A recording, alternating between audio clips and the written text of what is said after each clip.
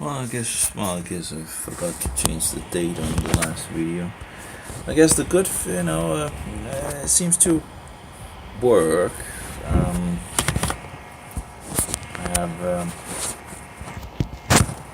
have, what do you call it?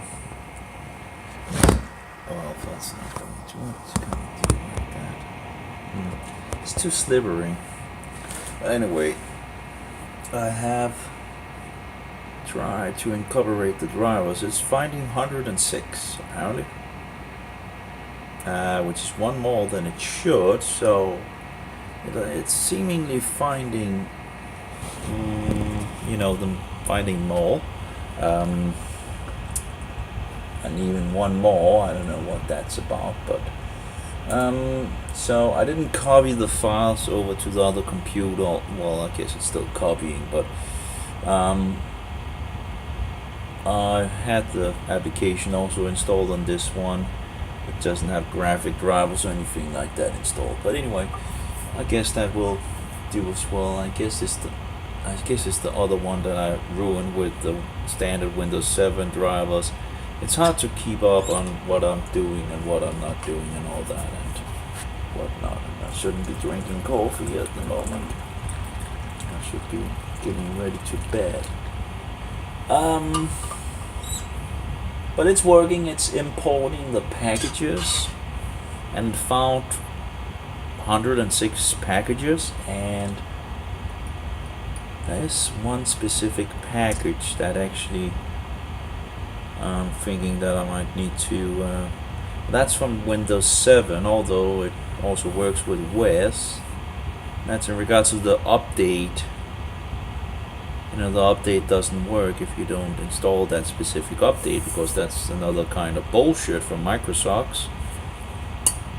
Although I do not know if it's needed after it gets all the other drivers, but I have, run the thing to be able to update, because if you don't run that, you can't update. That's just the maniac bullshit of Microsoft. Mega socks, mega socks. They socks mega socks. So while it's importing the files, it's taking a long time, but it is doing something. And so I might have catch. It's also installing things in the background, I think. Windows Update and all that. Yeah. Has installed 62 of 103 updates. Apparently it failed with 2 of them. I don't know which 2 it actually failed with, and if it failed with those 2, it might not be so good to incorporate them in installation. I don't know, but I don't even know if I can get the installation thing to work. But yeah, it's working. Well, it's moving forward. Again, it takes a lot of time to try things out. Maybe I shouldn't really, maybe I should just try with a couple of files and then see if I can get it working, and then, yeah. Well, anyway, it's installing the updates for this version. I'm not trying to install Windows 7 and see in regards to the drivers and check if I have the newest. But I found out that some of the newest drivers doesn't work if you don't have Microsoft's updates installed. So I had problems with the graphic card drivers that didn't want to work. It actually made the installation of Microsoft's fail. And so it rolls back and you have to start all over if you try to install the graphic cards drivers. Well, that might be in regards of the newer graphic cards drivers. I don't know. Maybe it will install some older graphic drivers. But then of course you still need to update when you have updated the Microsoft's updates, and then you need to update the graphic drivers, right? So you're fully up to date. Whatever. Anyway, I guess it's 1/4 left for it to incorporate or importing packages. So I probably should also have, regards of importing the packages, I think it's importing it to this image thing. It's not as, there's a free application. Well, no, it's not so free actually. Actually, if you pay for it, you can actually download the updates, but that's only for Windows 7 and not Windows 7 embedded. So that's kind of a problem. But actually, you could actually, it has a feature where you can just download all the updates. This, I guess, third party, second party, whatever. I can't remember the difference for the second party or third party. That was I should look that up again. I did find something in regards of it.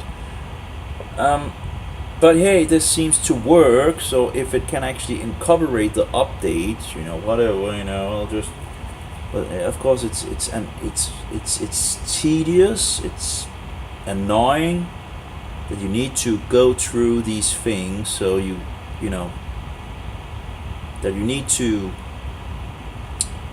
circumvent all the time. You need to circumvent things all the time because they don't want the users to do this, right? But the user want to do it, right? Because that's sane to not download the updates again and again and again and again and again and again and again, and just have a copy where all the updates is on, so you can easily just, And apparently Microsocks or Megasocks are also hunting people down that actually makes these update CDs or DVDs, well, a CD just means compact disc. But anyway, they make a media thing or an update when all the updates are fixed. But Microsocks or Megasocks apparently has people running around after these, so they're not allowed to do that. They're just insane satanic bullshit. People should send them a picture of their butthole, before they clean it, Yeah, anyway.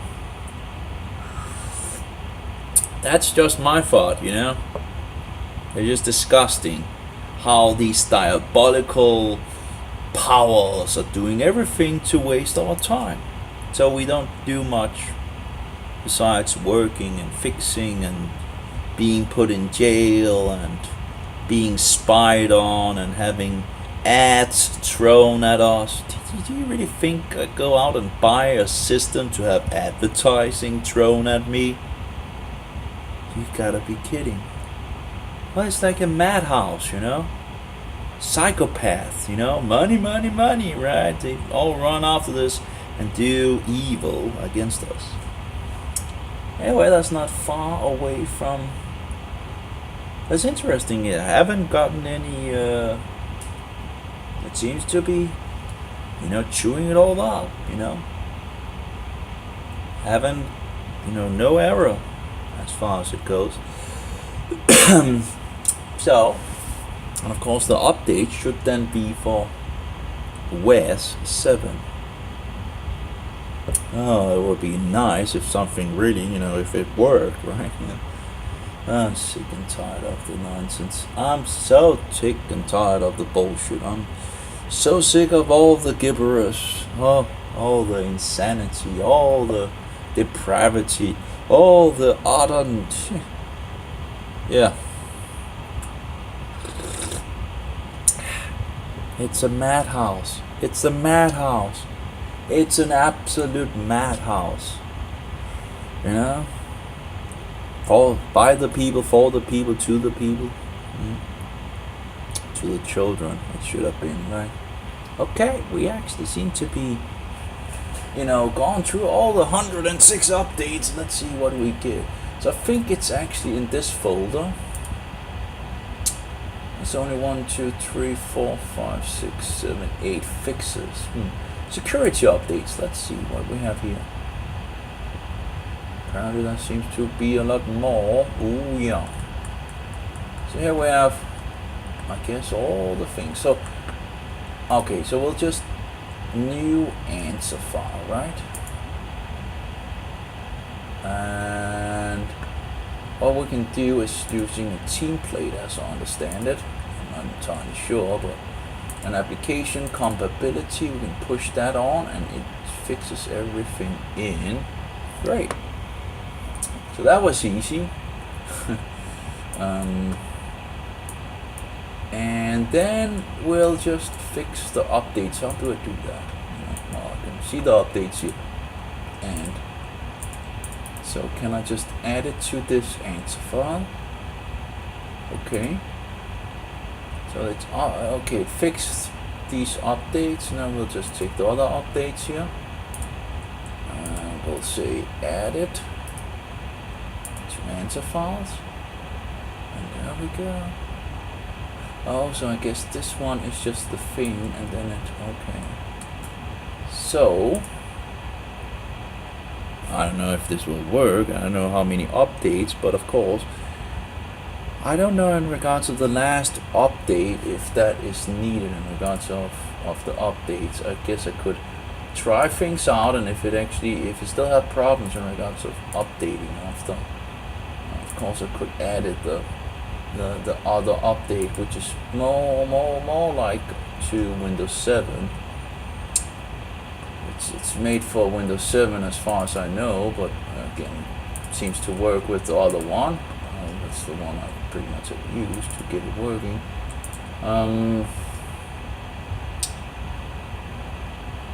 Hopefully it's not actually downloading something else, right? I don't think it is. It seems to be working. It seems to be taking right updates, I think. Let's go to the Slim here and run fix. We have a fix that is called KB3138612. And it says to Windows 7 x64 and so forth. But again, I do not know if it's needed. So, I see we have some KKK, and then it goes into, let's see here, maybe it actually took, maybe that other update that was like an extra update, maybe it was that thing, I don't know. Let's see if we can actually find the name again. K13138. Okay, 31. That's 38. That's one not down here. Oh my brain. 612. Nope, this is not true. So I don't know about that update. I can always edit it. If it doesn't work, if the update function still doesn't work, I could just edit it afterwards. But of course, if it works, I don't know if there's any updates that already have fixed the. Okay, so how do we do it now, right? So now we have all the updates fixed to this file, right? So now we have to create a media. That's like create EBW image from answer file. Let's create IBW image with full distribution share. And let's create Windows PE image. I don't know what a PE image is. Let's take the, create IBW image from answer file. And we'll just fix, I think that would be the first choice, maybe. Make folder. Okay, it's just new folder, okay. And say okay. And I guess that will take a little time. I guess it's still updating in the background. Now, of course, again, if it still needs a license and all that bullshit, that I will be sad about that. That's this half year of trial thing, and I thought it was in regards to trial for the tool, not in regards to installation. But this other guy says that it actually is for the system as well. So, that it will be a trial system if I don't know. Success, would you like to open? Yes, I would like to open. So, but then again, it's a folder with all the thing, right? And 2.63 gigabyte doesn't seem to be that much. So I would think it just has the answer file things, right? It doesn't have a full-fledged thing anyway. It's I should write it down in regards of create media. Just create IPV from answer. Okay, IPV image. Okay.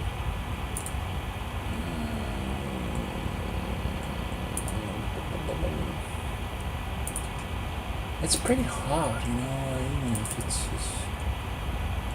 okay. IPV image non-fold, whatever. Okay, and we'll make another one, I guess. Create image, create PE image, or create IPW image with full distribution share. I don't know if that's kind of like 64. And then we'll just make folder, I guess. The problem is I don't know if it actually, you know, it just makes well, IPV image fold. I guess we'll just call it that. I think fold would have the other images as well, but I'm not sure. Now I should be able to also incorporate the drivers, but I'll just check if this works, you know.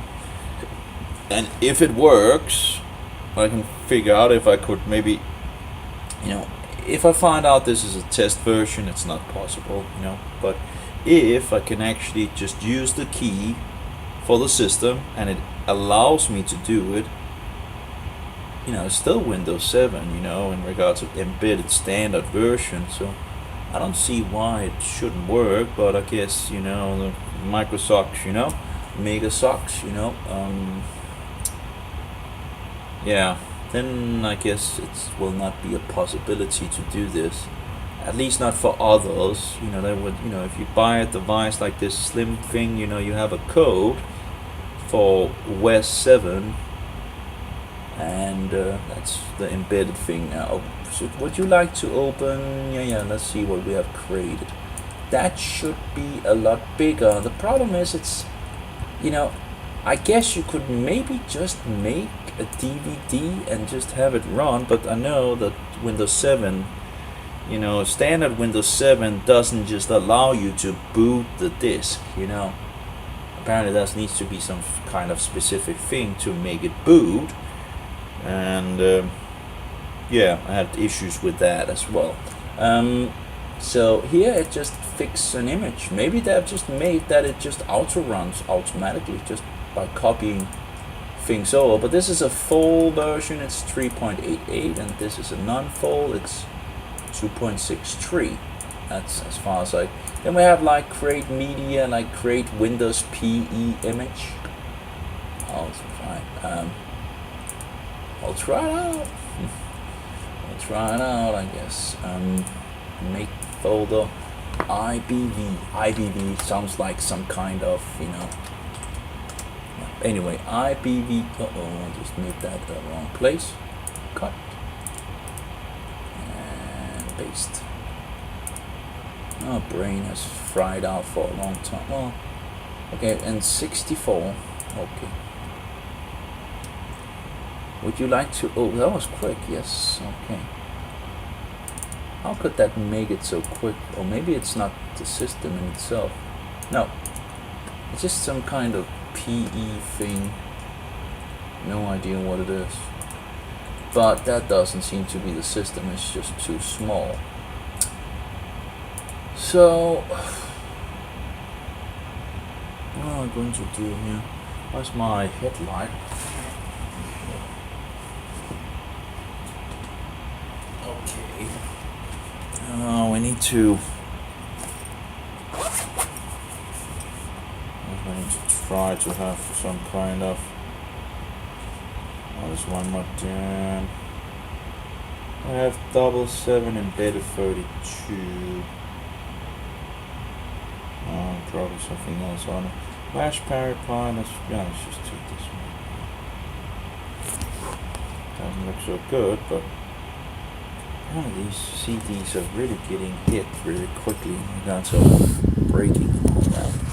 Let's see here, forget it. This is my standard WES7 SP164 IBWV, you know. Okay, let's see if we can burn one of the others and try it out, or maybe burn both. of the biggies and see if we can actually make them run. If we can just, it'd be great if we just make it run. Like, I just don't understand why. Let's see if the burning program wanna work. Windows.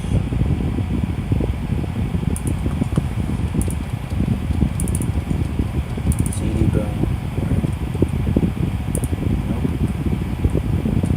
It's probably some kind of wind light. No.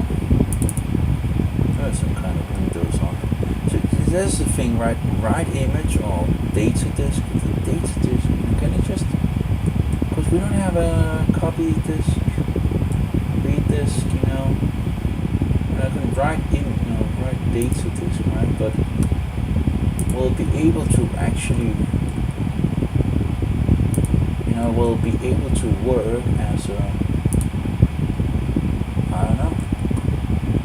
Maybe they have been so gentle, so you could maybe just move the files over and have it work.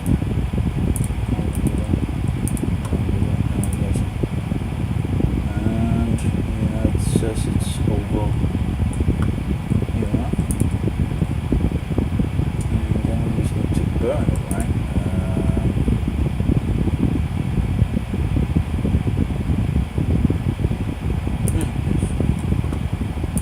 This one, on the fly verify the disk after reading or season 1. Verify, but I'm not even sure it works. I want to, okay, let's see. Yes, I want to erase it. Just do it, right? Just do it. Wind light, I guess wind light would be what? Oh, that's probably in regards to Windows 7 standard. Should have another Windows 7, I think. Oh, maybe I do. Maybe I ruined that. No, Windows 760. No, this is not it. It would be nice just to be able then to run one specific Windows 7 system, right? Instead of having multiple. Now we have Windows 2000. Now we have Windows XP embedded. I guess I thought that I would just make a new map.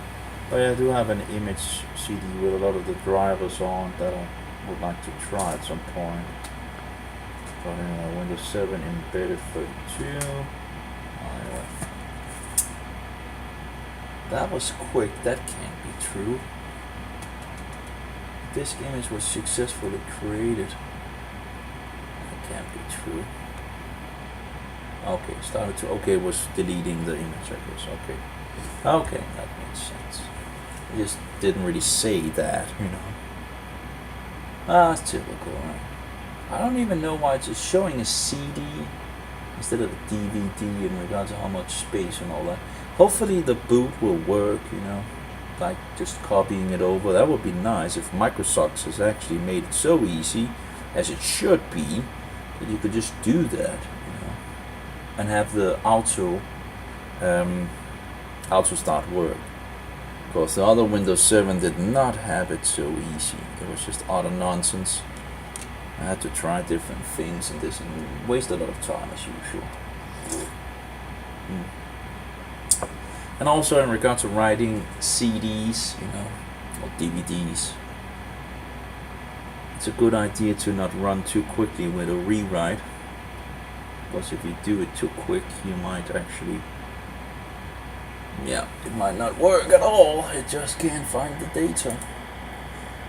Okay, so let's see here. We are making a DVD and the Windows update is still at it. It takes a lot of time to install 103 updates, right?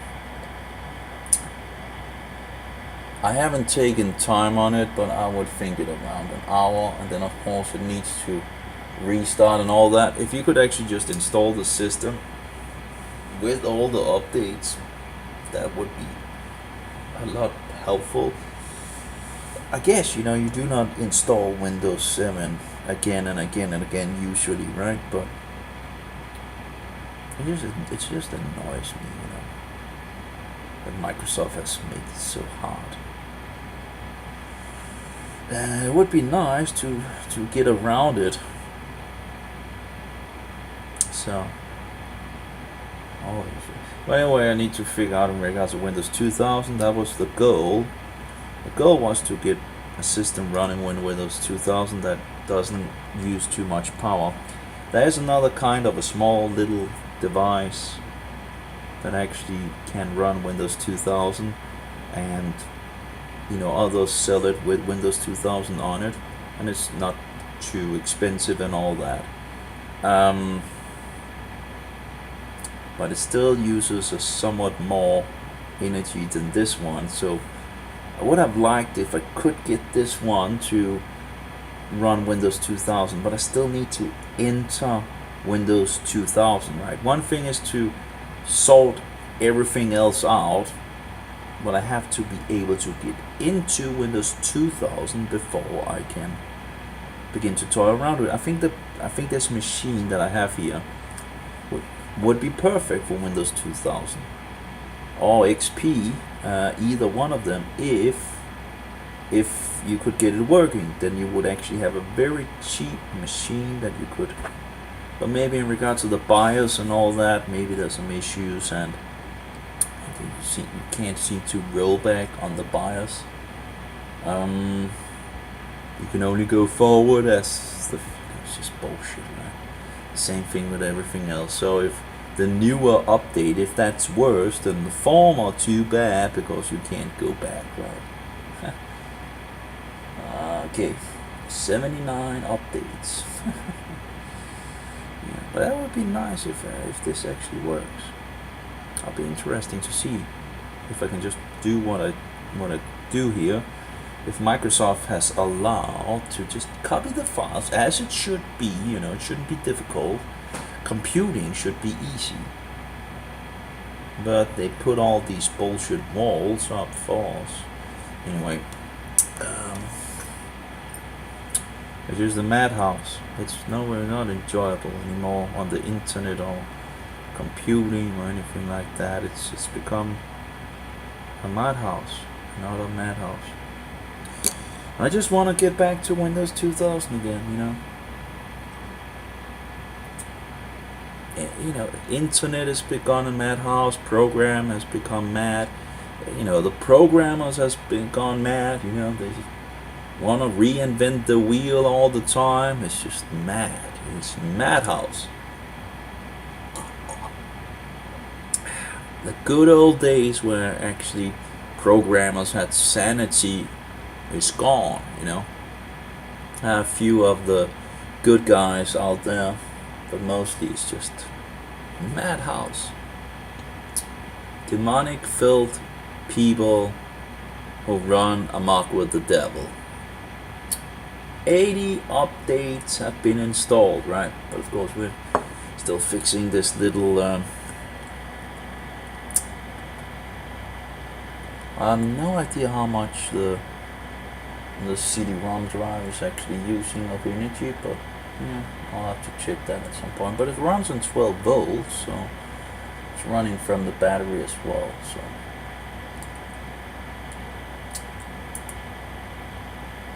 okay, 28%. I'm not entirely sure if this works. I'll be happy if it works. If that's, if you can just make it like that, copy it over to a new CD drive, and then actually just have it working. Because why would Microsoft just make a folder with all the files if it wouldn't work like that, Then they should have made a possibility, or maybe you need to do something to make it into an ISO file that can actually be maybe you need to burn it as a specific auto-run thing, or I don't know. Doesn't seem to. It just says create media, and that's all, right? Create media, create IBW image from answer file, right? And that's the image they give you. They don't give you an ISO file or anything like that, you know. So maybe you need to do other kind of bullshit, you know, I don't know. Wouldn't be a surprise if there was more bullshit incoming, right? Oh, maybe did I validate it actually? Uh-oh, I didn't validate it. Oh no. There might be some problems then. Okay, dependencies of the software packages are not. That was not so good. I forgot that. Well, anyway, we have English.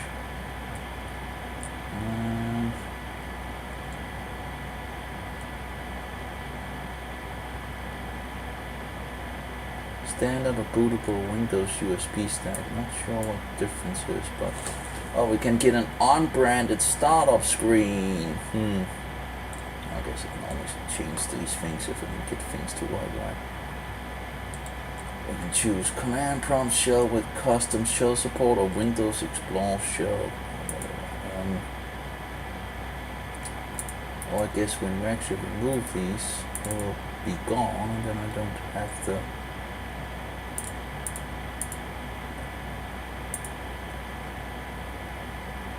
I don't know why these things are again, so I won't be able to.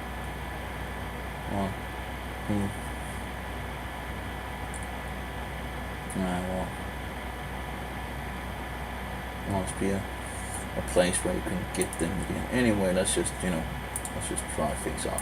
And this one apparently needs to change the value to 2, because apparently the program can't figure that out either. Okay, and this one needs to be set to 1 apparently. And this one needs to be set to apparently 2, but it doesn't seem to. There we go. Okay. And this one, so we can validate it again. So now we have setting pre-approved add-ons is deprecated in the Windows image. And we have another one here. Last time we got to Windows 8, but what can I do? I can't really delete anything, it seems. We have package application security suggests that setting enable LUL in component to true. What is this? I don't know what it is, but hopefully it's not something bullshit, you know. Some kind of security thing, application security. I don't know. Anyway, let's validate it. We only have 2 specialized, blah blah blah, pre-approved add-on. I can't really do anything with it, can I? Nope. I can't delete it or anything like that. So,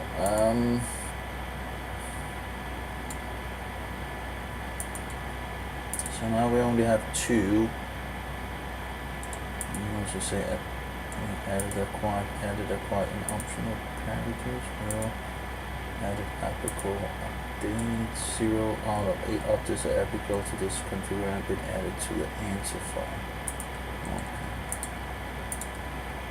Okay. So I guess now we'll try again, I guess. Well, we'll see if it actually works in regards to other things, I guess. Create IPW image with full distribution share. Again, I would think that the other images would then be on it, including my own.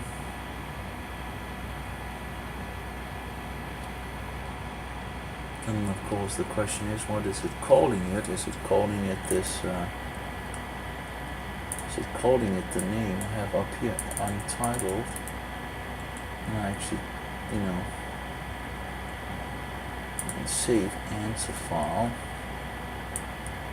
And I can call it, okay, WES7 Updates. Save. So change its name, and we'll create image. I guess we can create game of the bullshit, right? Okay, non-fold. Can we like make a? No, we can't just make another one easily with. Okay, IBV image non-fold 2.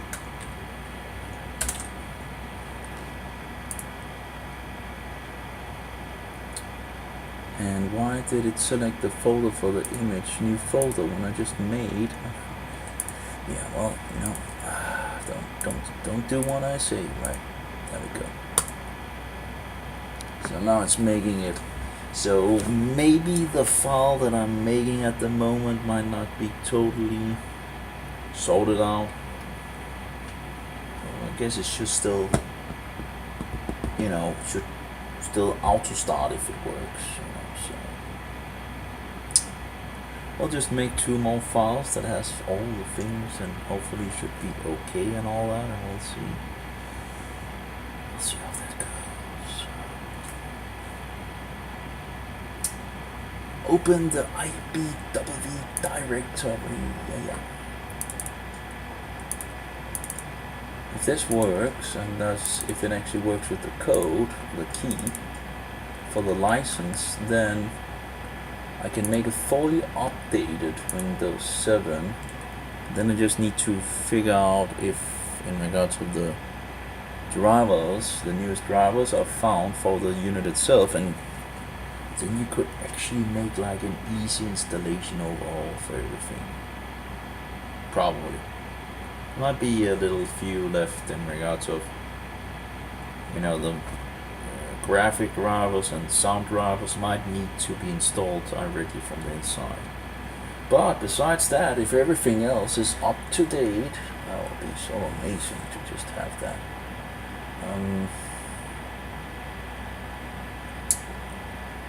Okay, let's create a full thing here as well. Well, I guess my computer's doing things in the background. Make folders. IBW. What is IBW standing for? I can't remember. 2. IBW. Windows Embedded 7 image configuration. Oh, let's see. Oh, wait. We need 64. Did I actually ask about 64 with the other one? I'll have to check that.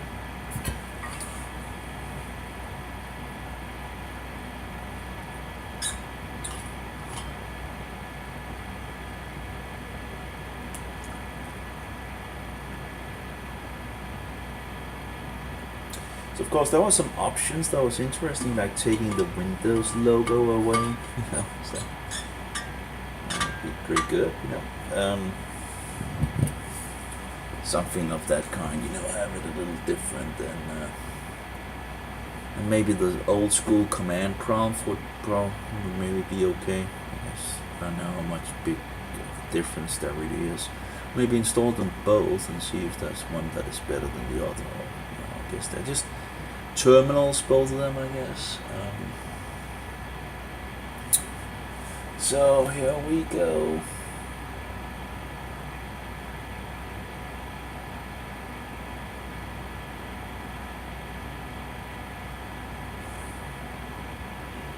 Would you like to open the IPW directory created? Yes, let's just check it out. So I have no idea what the big difference in regards of the auto 110 boot, EFI, sources upgrade.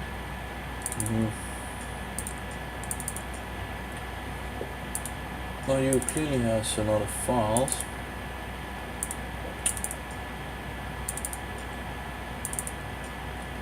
Sources, lots of files. That was clearly. Oh well. Anyway, let's just try the create media and see if select whatever, make folders, whatever. Test. for delete. Check it. No, it doesn't really say. So it must be 64 standard, yeah, of course, because it has the 64, so of course it's just 64 as default, DS64 SP1. Well, you know, interesting enough in regards of integration of those. It worked, it seems, or well, at least so far so good, right? We're still not at the end. It's still fixing the CD.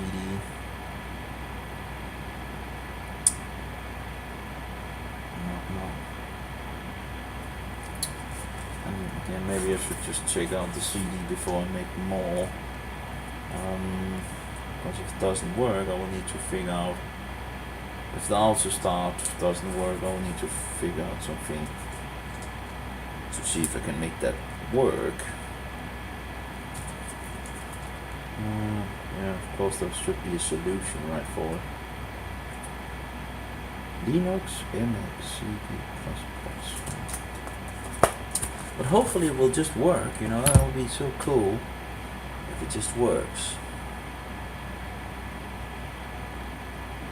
And if it works with the key. Nice. It's a nicey place. Yeah, of course we're also installing updates. Oh, total progress 100. I'm still finishing. We have the updates, 90 of 103 updates. Yeah, it takes forever. Of course, it would be nice if it just, you know, fixed it under the installation. Hopefully it won't take longer to actually install something just because it has the updates, but who knows.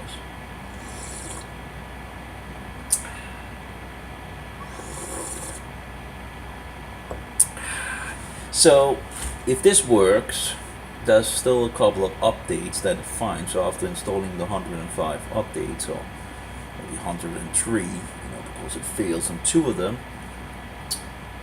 And then again, I will need to sort out if it actually needs this update for actually making the update to work. Now, of course, it has most of the updates.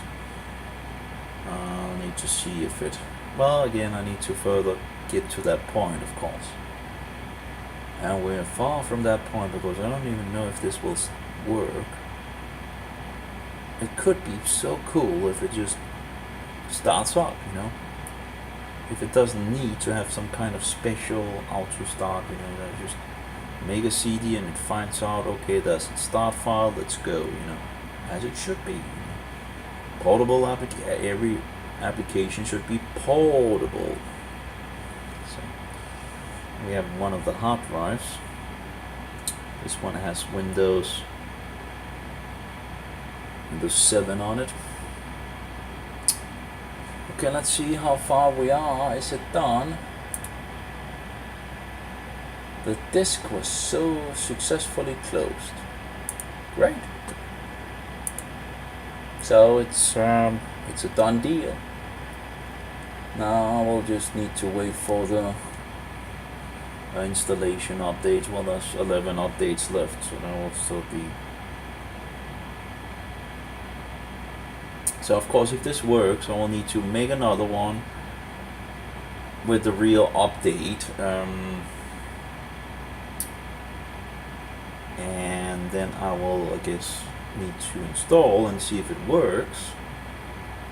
What, you know, if it can, you know, if it actually works, and how it actually goes on and all that, and then I will. Yeah, take it from there. You know, a little step by step. Takes a lot of hours, but and again, check if it's actually a trial or actually if it's verified. If it's just a trial edition, I will need to forget this. You know, even if I will need to dump it all because either I will need to get a key for it to do it. And the problem is other people don't have that key, so they would need it, you know, and you don't get a key like that with the, so if there's not anything following along in regards of then it kind of doesn't matter.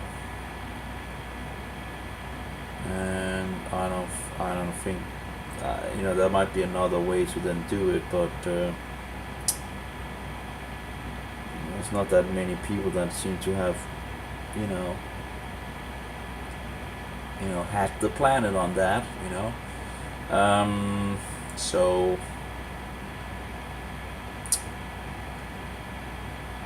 yeah.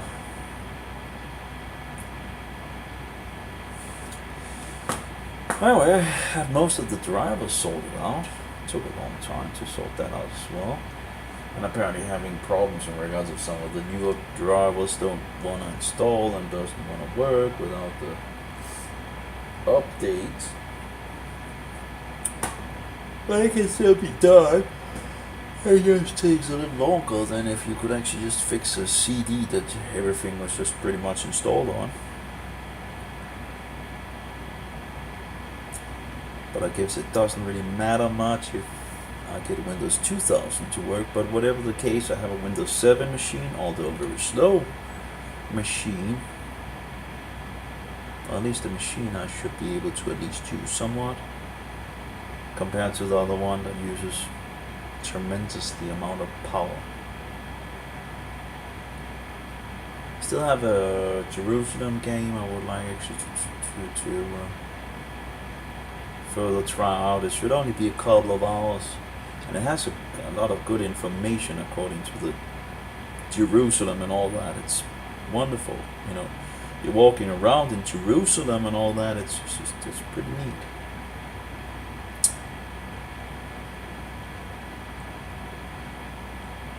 I have a lot of information on things. That'll be nice to know.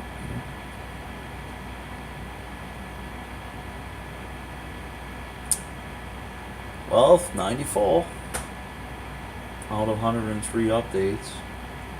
But yeah, the CD is ready to be tried out, so I guess I could say stop the installation. Oh, actually, let's just see what it actually is doing to the files in the folder. If it's actually deleting the files from the folder, probably is. Let's see. Download. Nope. By the way, the papacy is the Antichrist, just so you know.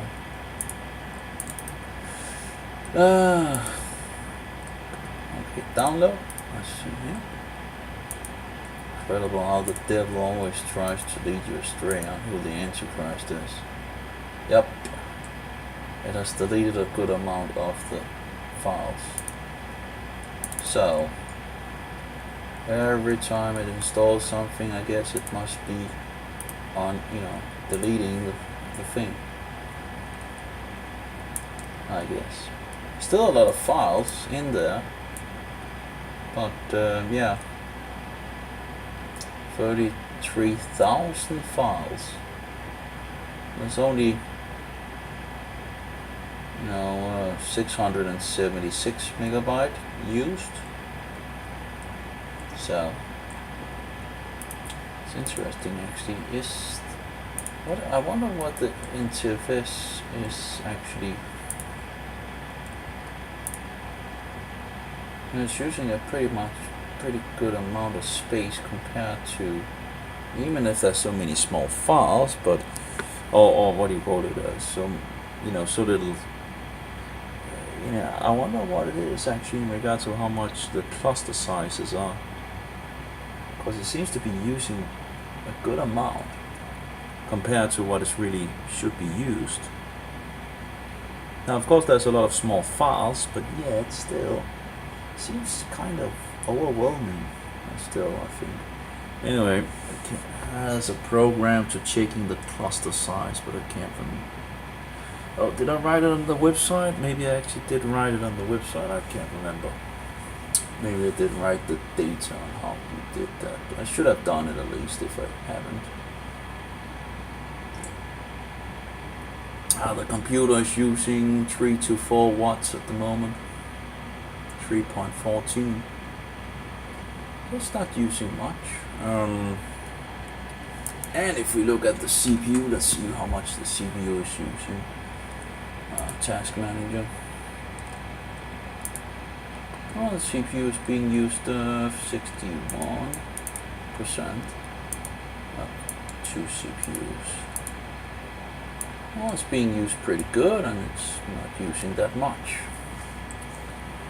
3 watts, 2.99 watts. It's not much. I wonder why it's actually, sometimes it seems to be using not much, you know. I guess maybe it's when it's starting up and doing all its things and all that, that it might be needing to do things, I'm not sure. But at the moment it's not using much. 3 watts, 3 watts. Yeah, I guess it's not doing something graphical, and if I'm going to do some graphical, I'm sure we can get it to use a lot more.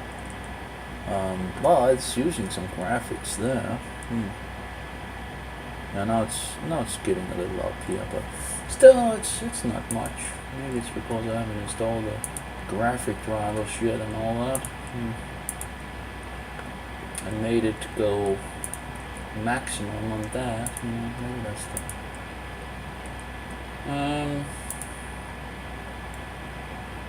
We have the let's see if we can find Windows 7 embedded in regard to that other update, which might be needed.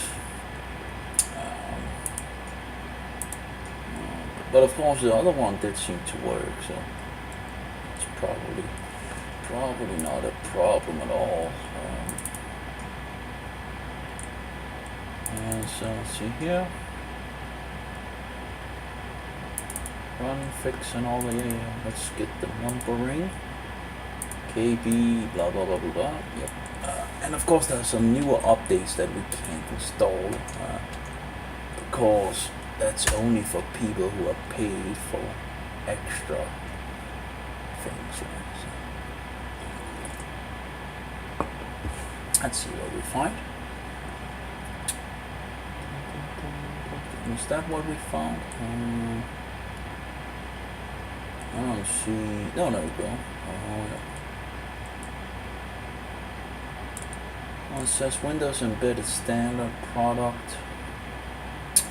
It's a critical update. That's 2 versions apparently. Windows 7 KB3138612, and then there's okay, I don't know. Oh, this is for the 64-bit version. Okay. Well, let's just download that. I think it's exactly the same as the other one, but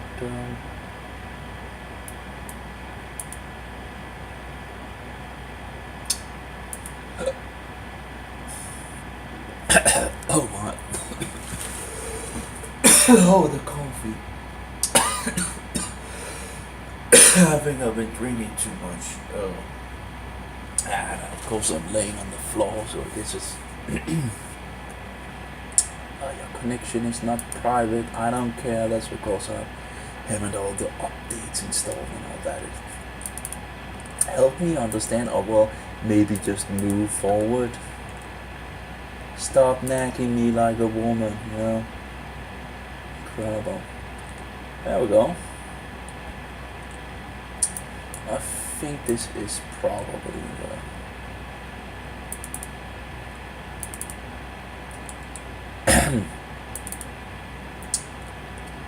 let's save it here anyway. There we go. And we can always check if it's the. But this one at least is directly for the Windows Embedded 64.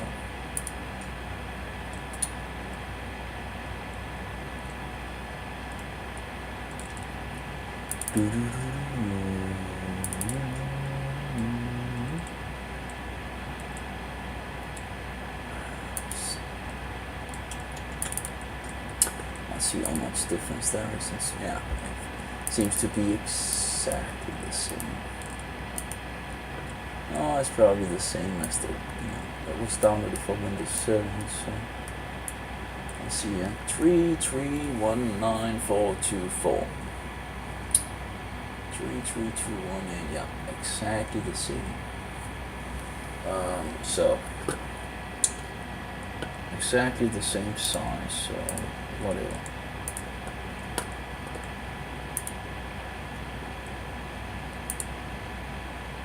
Yeah, I guess it also says, you know, just updates to Windows 7.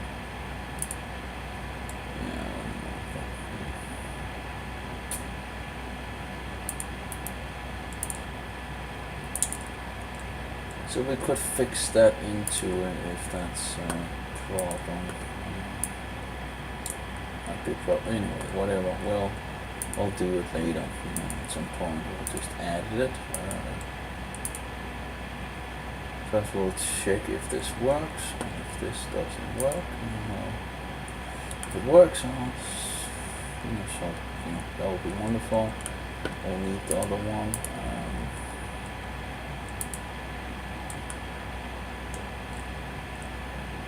Where does Windows 7 hides its updates? Well, we figured that out. Oh, it's maybe an hour gone by. Let's see, then we figured that out. Download all Windows embedded. Well, we've sorted that out, kinda. A little circumventing.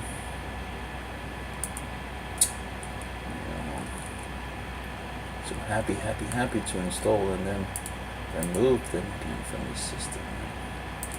So the user needs to re-download them again and again and again and again and again.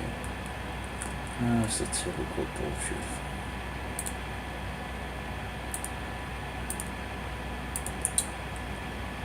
Yeah, and we're going to make updates, but only for those special people. Yeah, okay.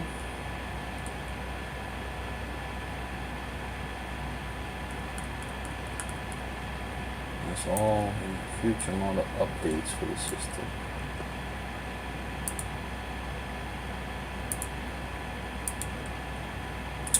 Oh, and you know, they're calling them update, right? In the old days we called them patches, right? A patch. Now they have so many patches, you know, there's like put stickers all over the body, right? Fast cumulative update for Windows 7, it says this one. Yeah, let's see here. Catalog. And this is another thing that is very annoying, is that when you push on a tab, it first loads the tab at that point. The whole idea with tabs was that it loaded the things while you were doing other things. So when you push the tab, it would just load everything, you know. That was the idea in the past, at least. But let's just ruin that as well.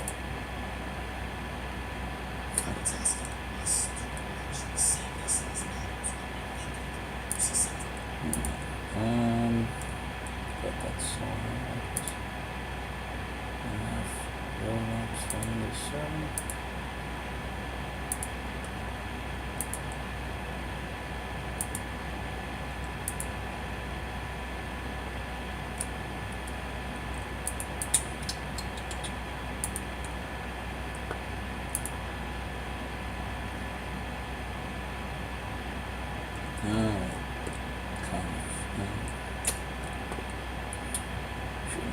Should not have done that, but anyway.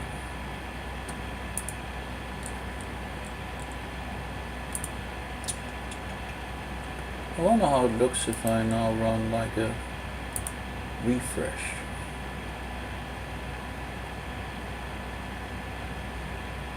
Probably all of these things that it has, and it can show it graphically in regards to the files.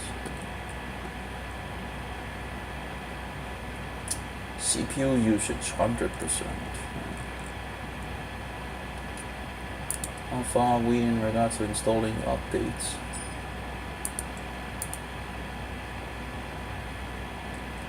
I'm still somewhere, I guess.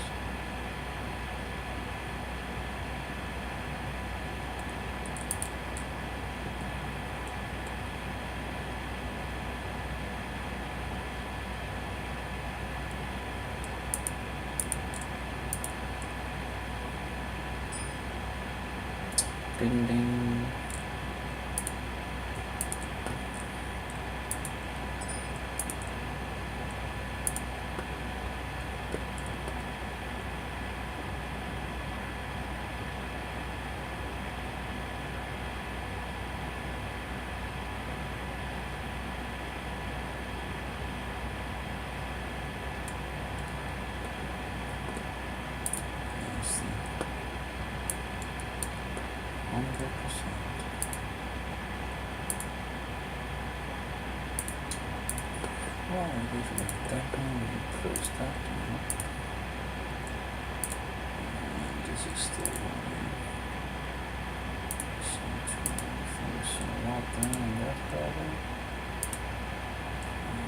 Guess we can close that one off. I guess I have the file. I need to redo it. Okay, something is ding ding ding ding ding ding ding ding ding ding ding ding ding ding.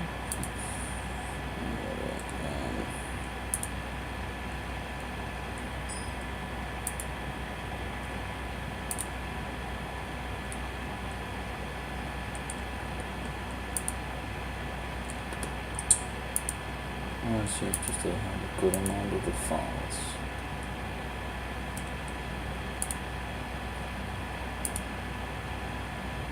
Restore. Let's see if the scripts are not the same. Oh, lots of these different images I have, I guess. Okay, seems to be installing. What is this? Installing? No install. Boot.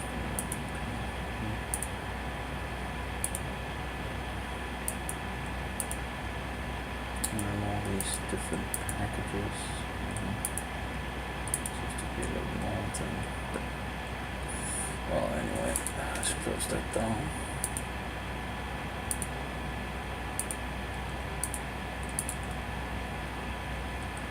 Well, I still seem to be using the CPU a good amount. I have the browser open. I don't see the update. It's over here. No. I need to run update again to get into it. I don't know. Sometimes it just. Yeah. Okay. So it's at the last update. It seems. It's fine.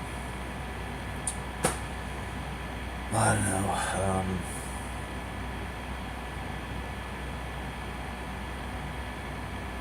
I guess I don't need to do all these things, you know. Just install one system and then, you know, have it. Well, it's just, you know, I just would like to see if I could make something and get it out on the internet as well. But all the drivers and all that, so people can easily just buy a little device like this, get the key, and install all the drivers, and up and rolling. Although it's not the fastest, you know, that's kind of slow, but hey, you know, it does not use much power, so. You can adjust some of the things to make it run, but you can run 720p and 1080p even, you know, even 60 gigahertz or 60 fps, you know. Although it seems to be its limit, but you know, it's pretty good. Okay, there we go, and it want to restart.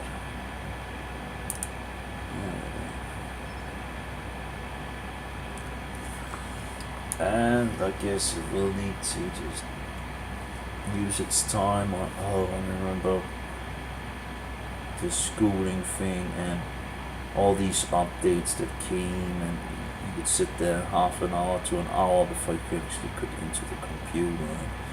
It's absolutely terrible. You get over there and you can just sit there and wait and wait and wait and wait and wait. for it to install its stupid updates so you could actually use your computer. It's totally Microsoft, you know. Do it sometime where, you know, I don't need to use the computer. Right?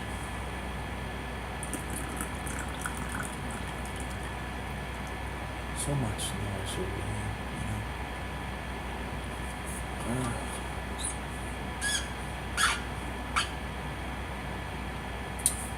Well, so far so good, I guess. 30% complete. I guess most of the drivers should be installed in this edition. So, with all the drivers that are installed, so I can check that later on and see how much of it actually did, you know. Okay, it's now restarting while it's running into Windows again. I wasn't quick enough, I guess. At least it didn't seem to start up in regards to the CD. I guess it might have changed, you know, because Microsoft socks have this nonsense of making another, and then it pushes it at the beginning, so it doesn't allow the, you know, the standard way of how you want to have it. You know, it just messes things up as it always do, right? Because that's Microsoft's. Preparing to configure Windows. Do not turn off your computer. Okay. I'll just wait for it, I guess. The waiting game. And of course, this little desktop is a very slow device, you know. Well, yeah, I guess it's not a very, but it's not the, you know, it's not the fastest.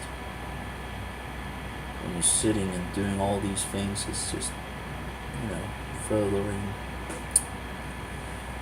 I did get to test all these things in regards to the SD micros, the HD card, and I did try to run from a micro SD card in regards to the Windows 7, and it runs pretty good, you know, no problem there. Although it's not really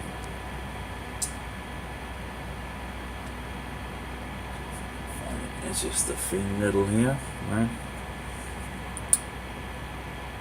So you have a little micro SD card, and on this little print, and I installed Windows 7 on it. And after you get all the drivers installed and all that, everything seems pretty good. It's actually running from a micro SD, and it's actually running pretty good. Although again, you can only do like 35 megabyte maximum read write, something of that nature, which the micro SD should be able to do way more. Of course, you have the thing that it gets heated if you know, but still, you know, so that must be something in the print that is keeping it back. The good thing is that it's clearly doing something with the lower level of files, so it actually boosted a huge amount, and that boost make it, you know, further able to run a system without much hassle, you know. The lower read and write are boosted a huge amount, so, or a good amount. So that's pretty nice. So it's possible to actually run a system on this. I just don't know what idea that actually would be in it, because, you know, if it used a lot less of power, which I thought, you know, these micro SDs actually shouldn't be using much compared to an SSD, but it doesn't really look like there's much difference, really, you know. Besides that this is a lot slower, so there doesn't seem to really be a point to it, I guess. But, you know, we tried it out, you know. But, yeah. They could also have made this a lot shorter, you know, like a half thing, so it actually could fit into my system. You know, that room on the other side of the print, and yet there's nothing. They could have put one chip on one side and the SD thing on the other side, and then and then half the size. So I could have put it in instead of having it like, you know. So, but yeah, it works. It worked and it works, you know, it still works, you know. I can just put it in and it boots up in Windows 7. But there's no idea to it. It doesn't really make any sense. But hey, I tried it out. We are in Windows 7. I guess we'll just shut it down again and see if we can get it to boot up in the CD-ROM. It'll be very interesting. 1, 2, 3, 4. It's the waiting game, right? Yeah. It takes its time. Well, it has a more than enough RAM. It have, you know, an SSD, so it's, you know. If you could have boosted the CPU, that would have been nice. There's so much cooling on this thing, you know. You could easily boost it 20%, I think, if you were able to, and that would give you a little more, right? You know, a little more. Oops. Let's see here. Yeah, it puts the Windows boot manager, you know, where you don't want it. So it ruins, you know, it puts it in the front instead of just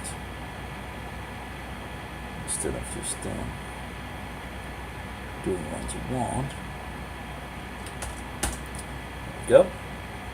Now we can just push the P button a couple of times. Let's see if we can get into the. There we go. Come on, come on, come on. No, doesn't work. Doesn't work. I guess I'm not surprised, but. So what are you going to do? How are you going to do? You need to have some kind of making it bootable, I guess. Okay. That didn't work. Okay, we need to get into Windows again, I guess, and that didn't work. It just didn't.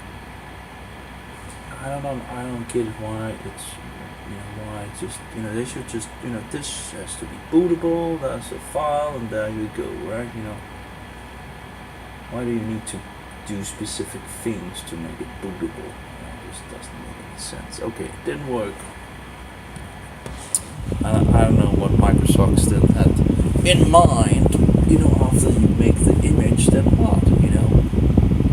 They're going to make a bootable CD, you know? I guess they should have something in their manual in regards to it. So, anyway, ciao.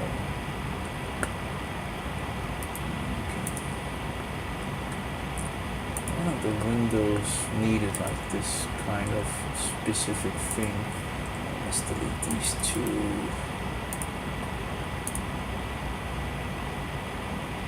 And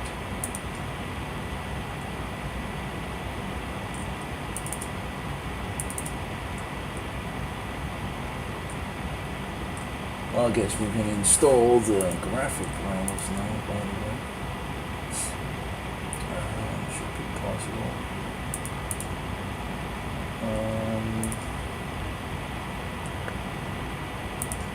So let's maybe do that. Also install the definition audio. Let's install the graphic drivers. We should also be able to install the great network drivers now.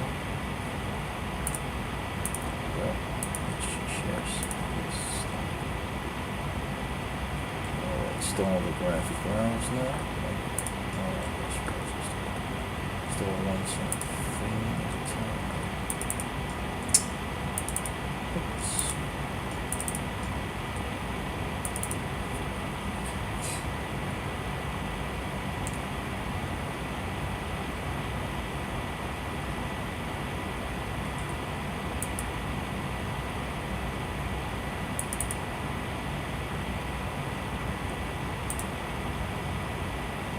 That's a good amount when you install the graphic drivers.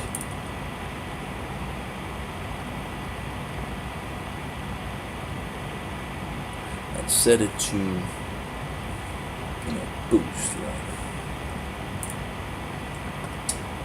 Also, when you look onto Windows, you can say personalize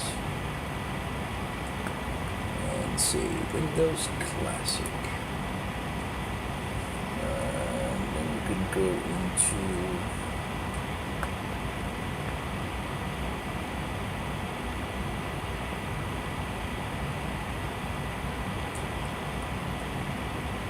change desktop icons. Oh, we can maybe also fix the icons like the good old days.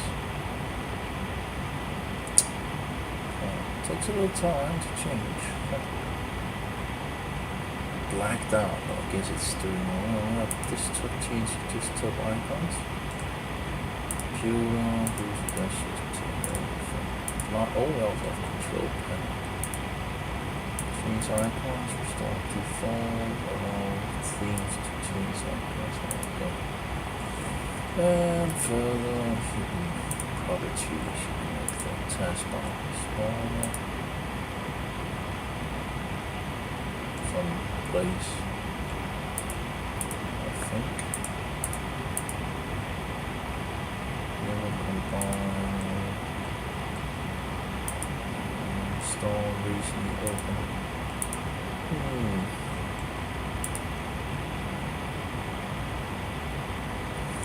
I think that was a way to make the icon smaller. It's how to customize the taskbar.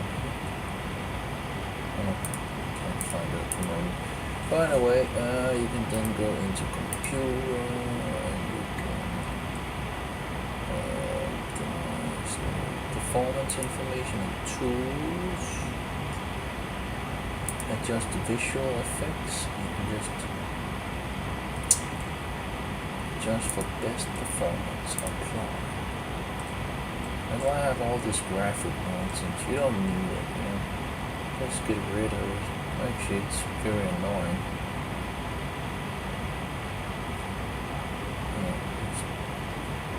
Extra things, right? Animations in the taskbar start really. Oh yeah. Animations, we just love animations or something. Yeah. Okay.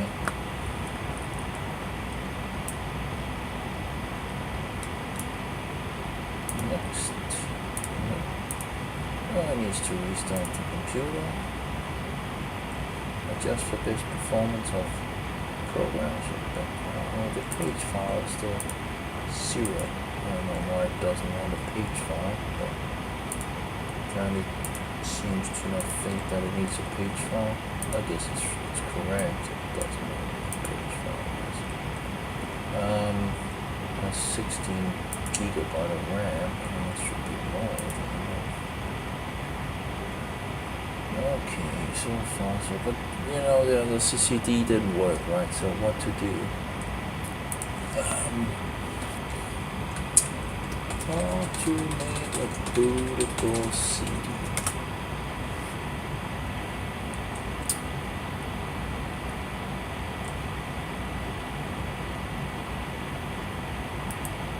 I would think that the program I had would be able to do it, but maybe not. How to create a bootable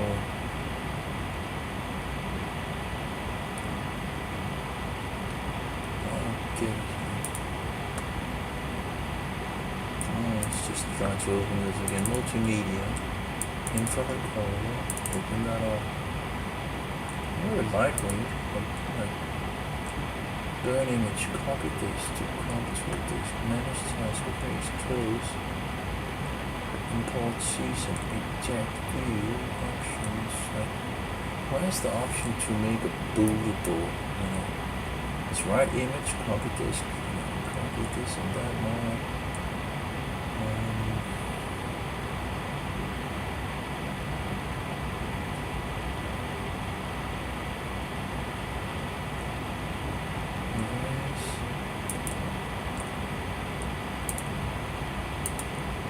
Maybe you can do it while, like say, right data disk, but the data disk doesn't copy disk. No, discrete.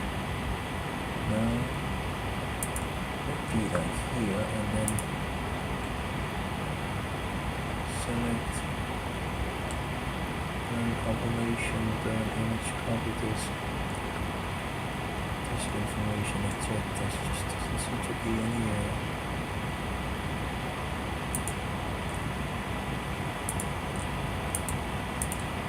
A new view, small new folder. Maybe you need a specific program for it. Then let's try this one. How to make a bootable CD power ISO. How to burn an ISO image onto. How to burn. No, we don't just want you on. How to make a bootable CD from a folder.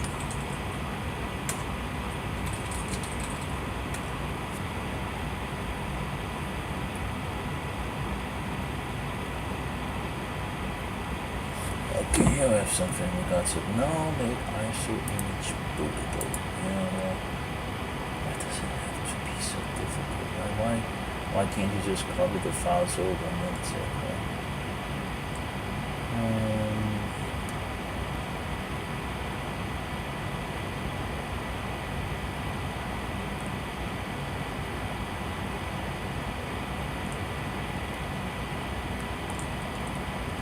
to create a bootable ISO image from Windows extracted. That was just something like that kind of. Again, you're just wasting time again and again and again, right? That's how it is in this world. Let's waste some more time.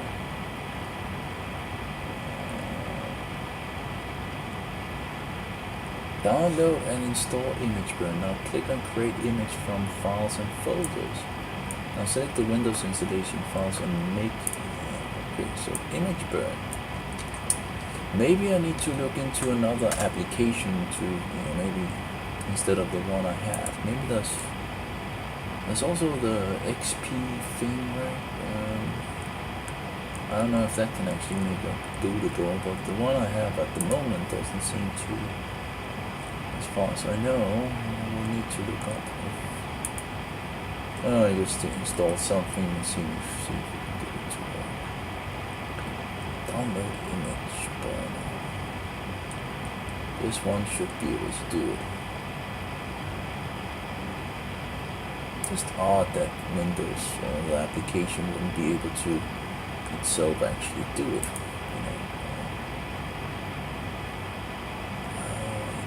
Another application. Well, is it going to download or what? Is it just all this pushing game of, go here and go there and go whatever? Yeah. Okay. Let's try to install it. Oh, it doesn't work without .NET in a higher version. Oh, you just need to install that as well. Which of course couldn't be installed without the updates, right? So all the updates are installed, but now we just need to install, it's just the ever-ending game of install. Here it is. Should be able to install it now, but we'll wait, I guess, 20 minutes on that as well, right?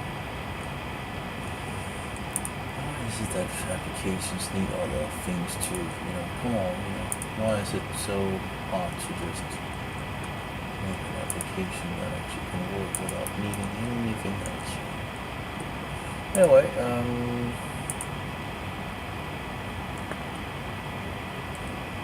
and that was even just the installation, right?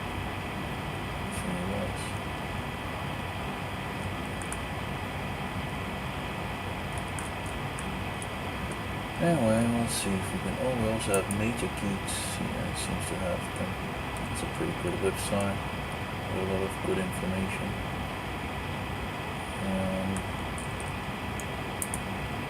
Seems to come back to that website all the time in regards of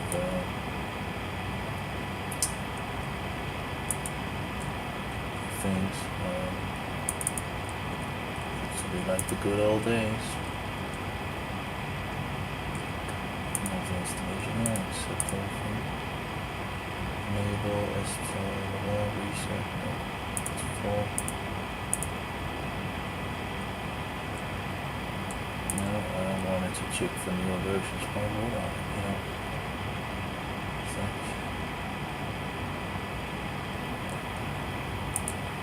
Whatever the case, it seems to actually be able to install.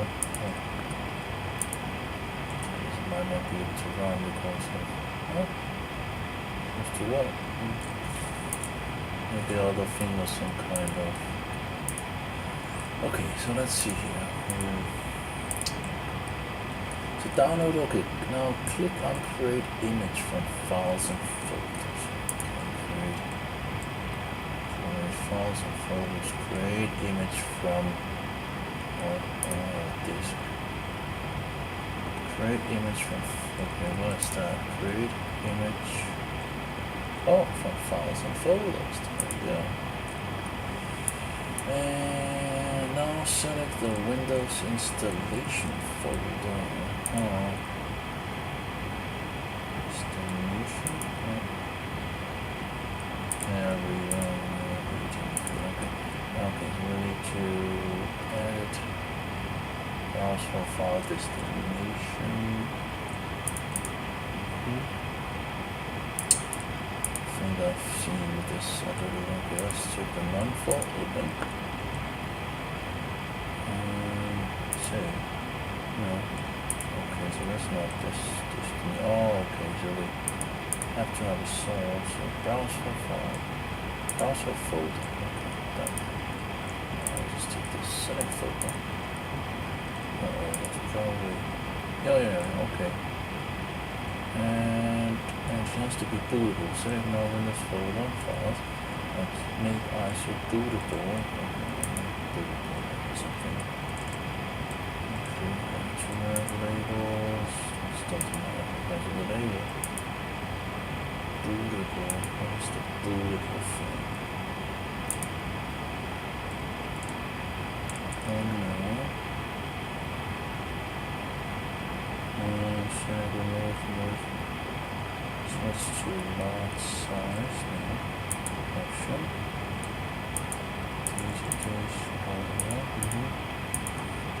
Preserve path, rescue software, include hidden files, include system files, include archive files added to learn.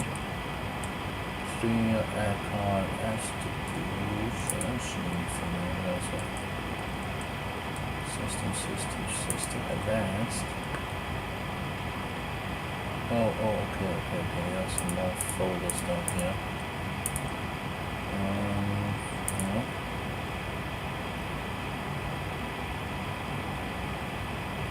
Bootable, there we go, making an image bootable. Boot image, or maybe I need to I can take one of the boot image. I guess I could take one of the something that's to extract boot image with patch boot information. So now make ISO bootable.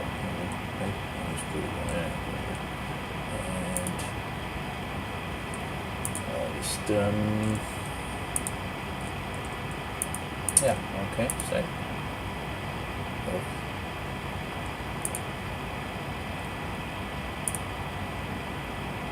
Why is it going in? No, I'm saying save. I'm not saying you should go into that.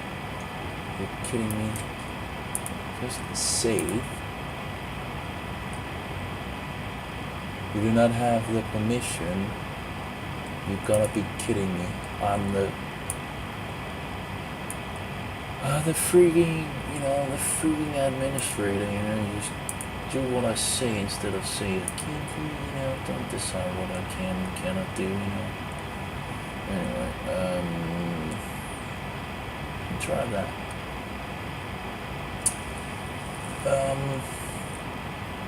Animation type, none. Build image, none. You can always try to take from another one if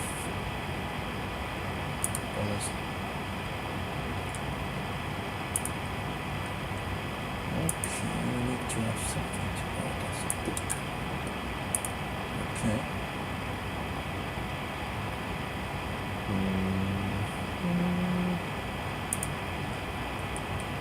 Let's see.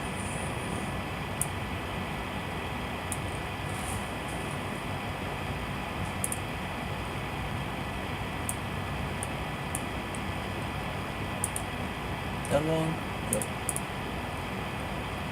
And okay. Then you can extract boot image from. So boot image, patch boot image from the image. Okay, doing this image contains.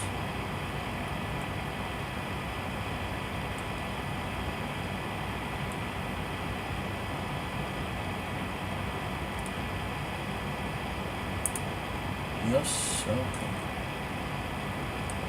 I couldn't help but notice that you've been specified a volume, not specified this being this nice program that I am undergone to the trouble of generating one to you.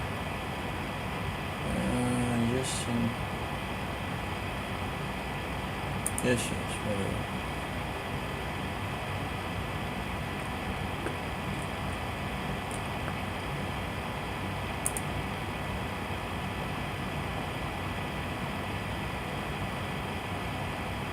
So I guess it's now making ISO file, but you know, it's just tedious. You know, all these things that just work. I do recall something in regards of this.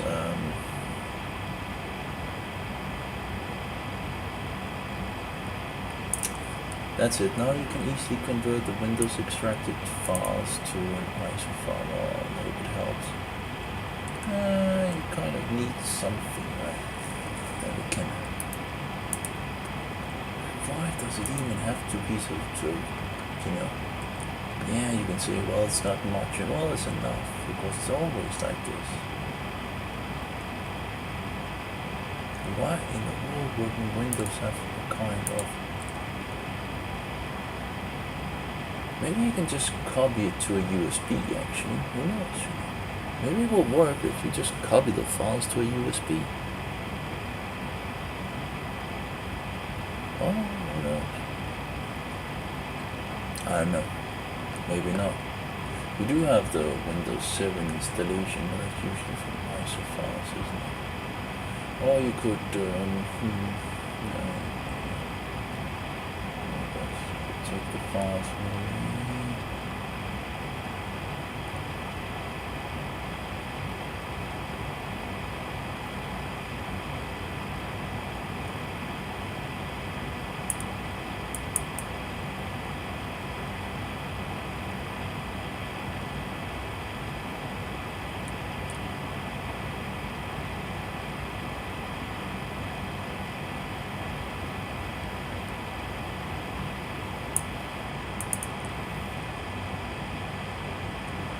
apparently this thing is in regards of can you copy, and you do that, and then he goes to bootable and he push the advanced, make bootable, he boot image, apparently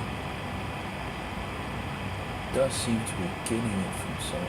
I select the boot image from the boot folder, press it in the Windows install. Okay. Select ETFS boot file and in sectors to load field type 8. Yeah, it's just incredible that we need to go through all these steps to actually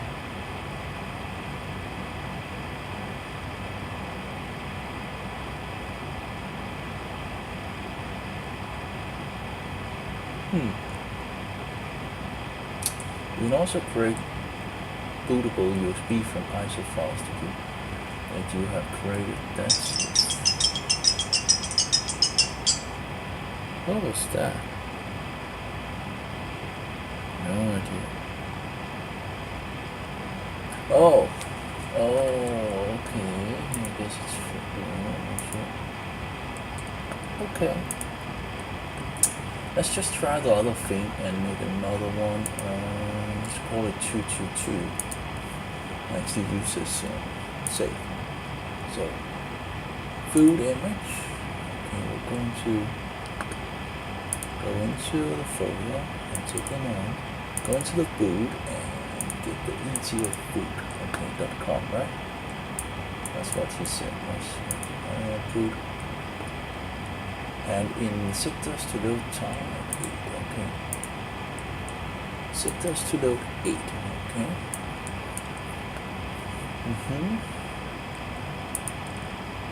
Finally click on build and it will show more. Okay. Let's try it. So far build it. 1, 2. So yeah, I guess it already changed the name. So now it's doing it. So now I just need to burn it over, I guess. Again, it's not hard to do, but if it works at least. But the thing is that you need to do it. You need to go through these steps again and again and again, and you can't remember all these things.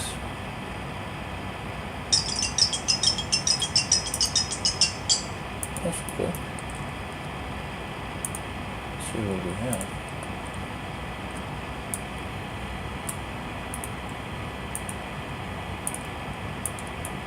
Okay. And this one is what? Oh my. I don't know what it did with the other one. I guess it just took the whole thing or something like that. Let's open it out and see.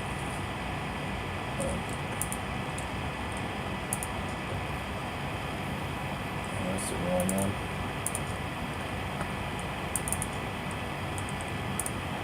Doesn't seem to actually see anything. Okay, let's try the other one. Please insert a CD. Kidding me.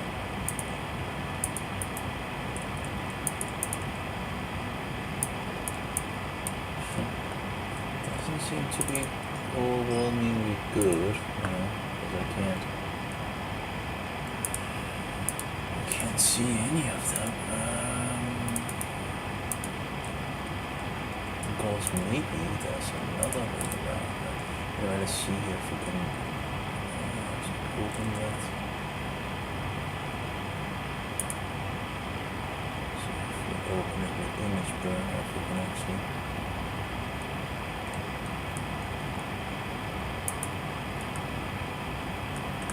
we can burn it, but I don't know why we won't be able to see it. We should be able to mount it and see it, but apparently it doesn't seem to go so well.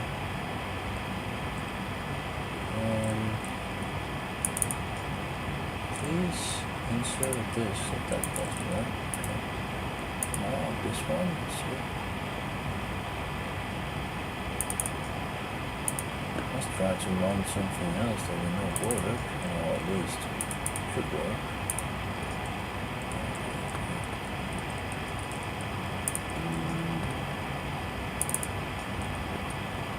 Let's try this one. More with.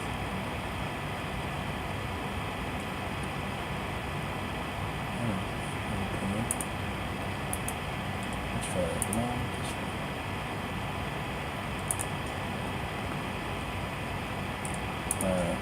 Doesn't seem to work at the moment, so it doesn't mean that the ISO doesn't work. It just means that it's not working. Okay, I think we'll try to burn the last one that we need, right? And just to verify, write speed 2.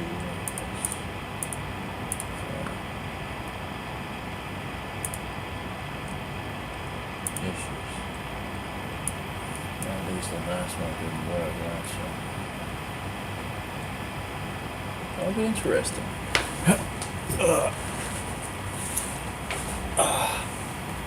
That'll be interesting to see if we can get that to work. Oh, these steps. And then when it works, I'll have to figure out if it actually worked and the cuts of the updates. And if we can register it with the key that I have, or if I need something else, or if it's just a trial or whatever. Oh yeah.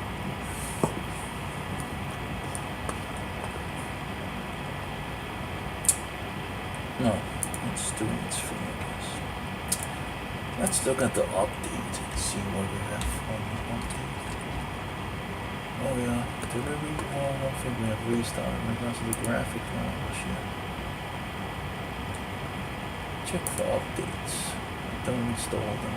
I guess it just wanna. You have to keep. And then we need to let's install the audio. This as well.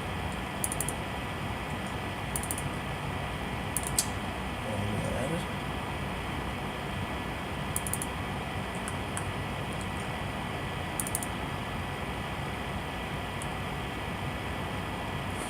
I guess we can also install the internet drivers. Latest and greatest. Now let's take one at a time.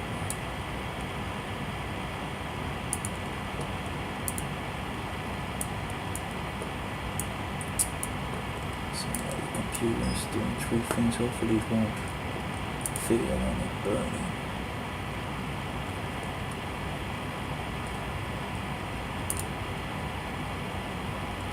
Checking for updates. Oh yeah, I guess it doesn't matter in regards of checking for updates. It's not the problem. I guess it's in regards of downloading. It also begins to install it. Yeah, that's the way. That's when I need to get it. But then again, in regards with updates, can you just roll those updates into it?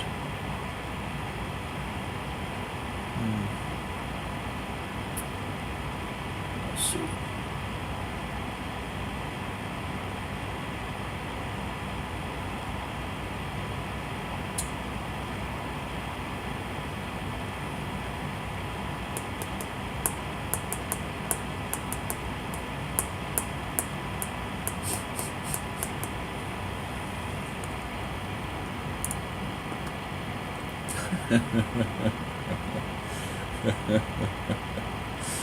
Oh.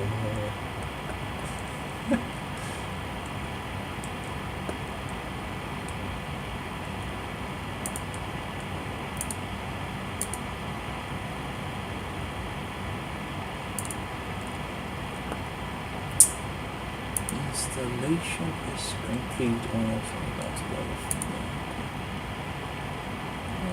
Delete a lot of things. Download. Oh, why did I then download the other thing? That's interesting. So it just takes it directly from the boot.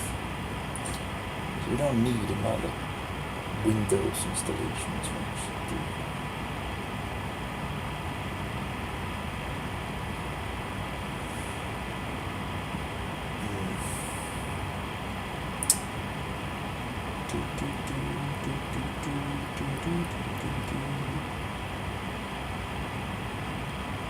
Well, if the burning application have on a portable can't do that, I guess I need to look for another application that can.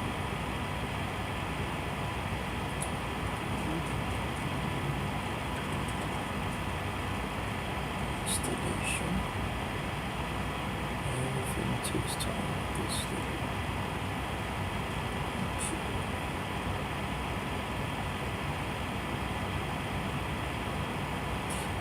It's really sad that they hadn't made it possible to actually a little more speed.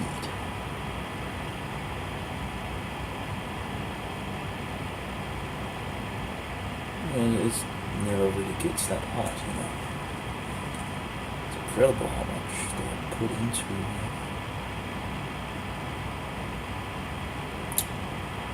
Yeah, 20% more CPU usage.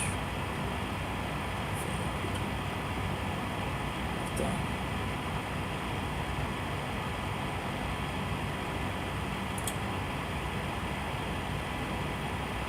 What is this one?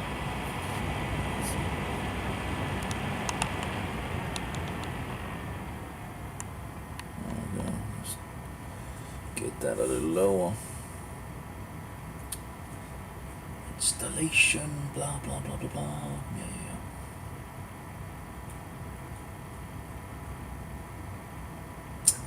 So I guess we got a little more installed.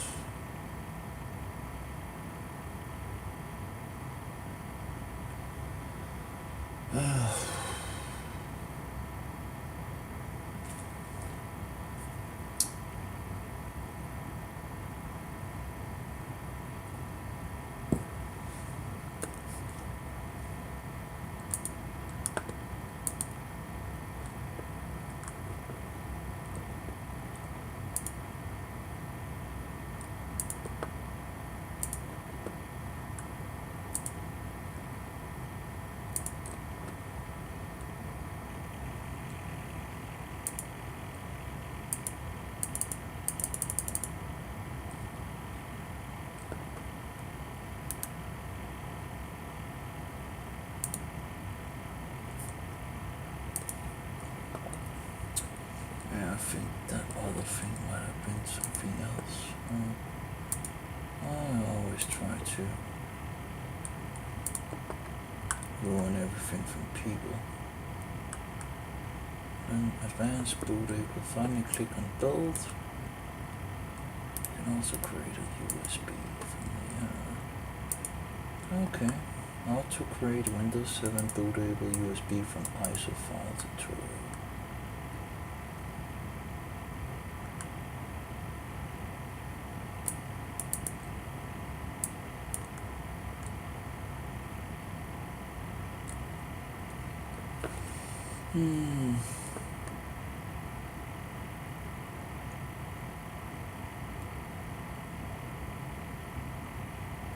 He's using Rufus apparently for doing this. How do I install USB 2? Install probably.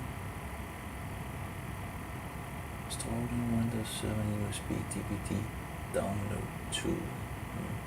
Oh yeah, that's the thing here. Browse next. I don't think that works with the edition I have, sadly. I do have it actually. That application, I don't think it works with this. He has a second method as well. I think I tried it with the other version of Windows 7, or the WES. But as always, you need to hit into different things, different problems, and all that.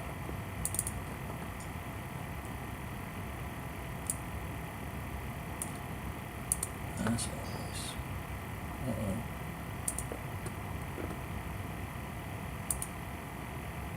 Apparently also broke. Interesting, that's the first time. Maybe it just needs to have a restart, and then, well, I guess it's also doing other things, so it's burning, so maybe it's just, maybe it just had too many things to do. Yeah, we have the Windows 7 USB downloader 2. Let's try to install it, I guess.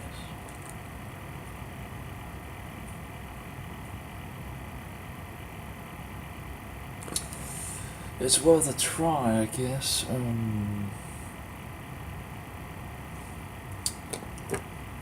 What? I think I have Windows 7 on this, actually. The standard. And okay.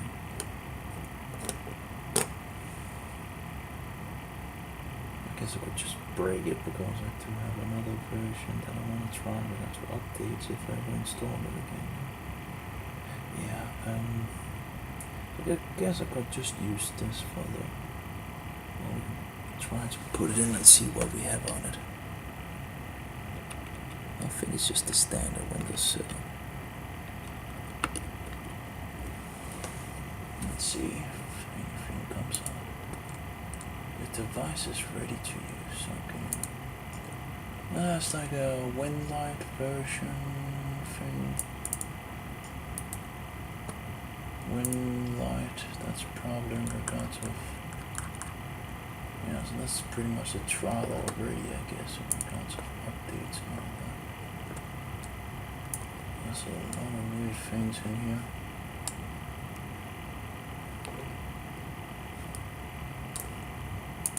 Anyway, I think we can use this. Okay. Now I have two important updates here. So, that shouldn't really be a biggie if we can easily find them at we can find them at Microsoft and incorporate them, including the update thing. So, okay, let's see if we can find the Windows 7 USB thing here. Sort them up. Browse. And we'll just find the desktop. And we'll just take that one, the same one, I guess. Open up. Next. USB device. This one.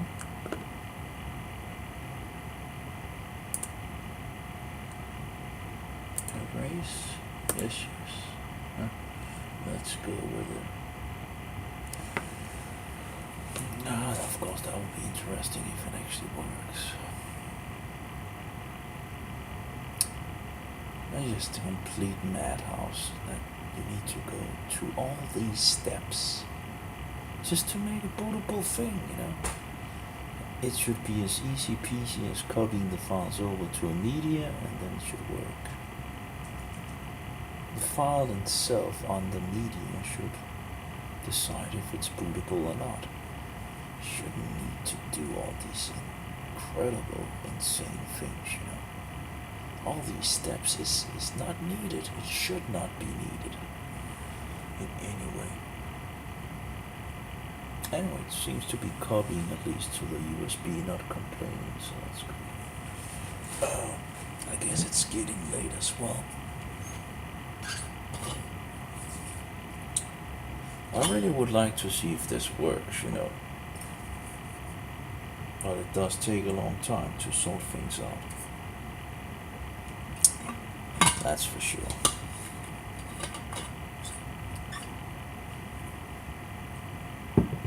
And well, I'll just go up and pee and let it further move along. Oh, yeah.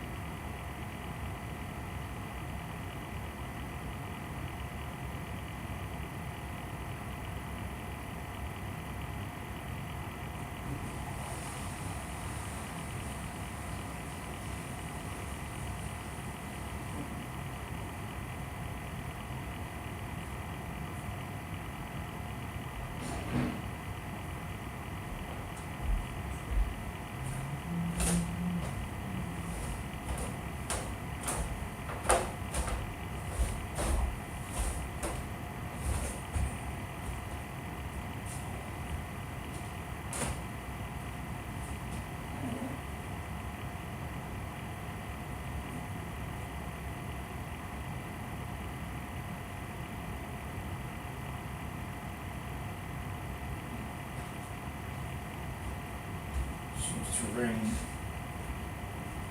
at the moment.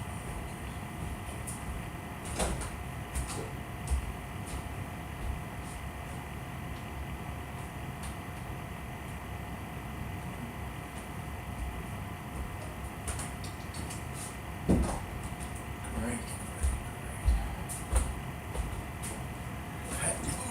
Oh yeah. Copying files 29%, and the burning process is 86%. Apparently it did not want to install my audio drivers. I guess the graphic drivers installed. So shouldn't have had any problems, but I guess maybe it's difficulties with all these things going on. This is the first time I've seen it break in regards to installing the audio drivers.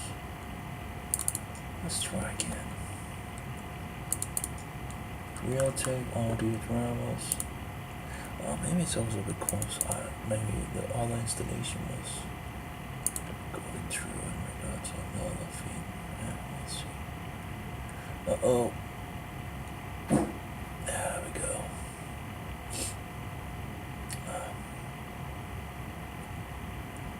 Well, I guess that's nearly illegal in these days, right? With all this insanity going on. Oh well.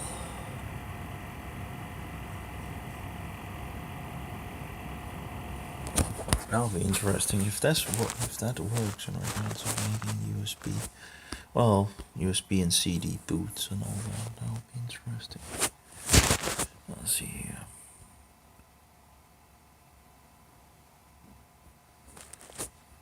It's getting late.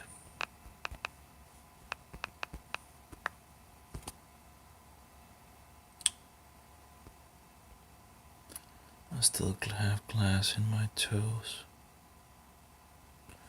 That's terrible.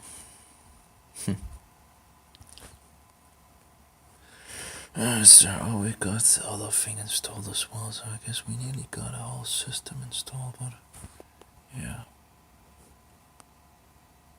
Who knows? I'm really looking forward to see if this license thing is true or not. It's incredible how much time you can use on it. Just madness how much you can use on it. Hello. Could we have a look at what, Oh yeah, okay.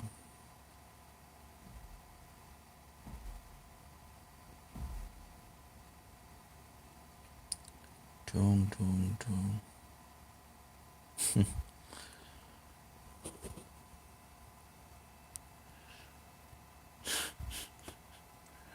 Okay, alltså.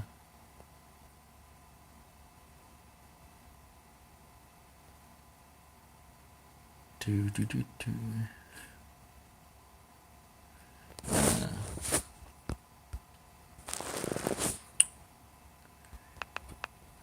People just don't want to.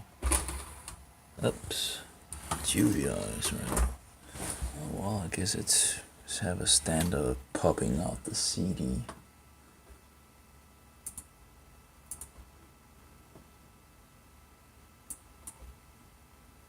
Let's see here. Bang, right?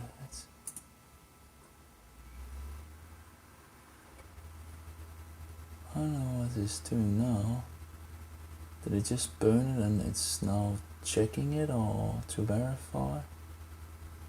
That's just stupid, right? So it burned it, moved it out, and then it, getting it in again and verifying it. Like, what utter nonsense. Oh, hey, that's how it is, I guess. So now it's verifying it. So it just pushed it out, and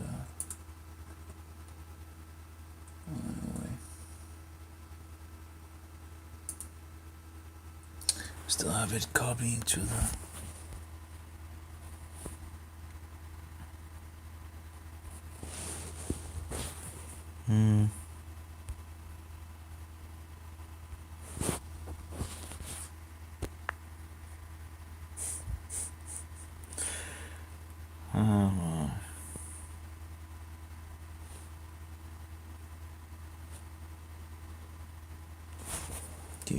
Do.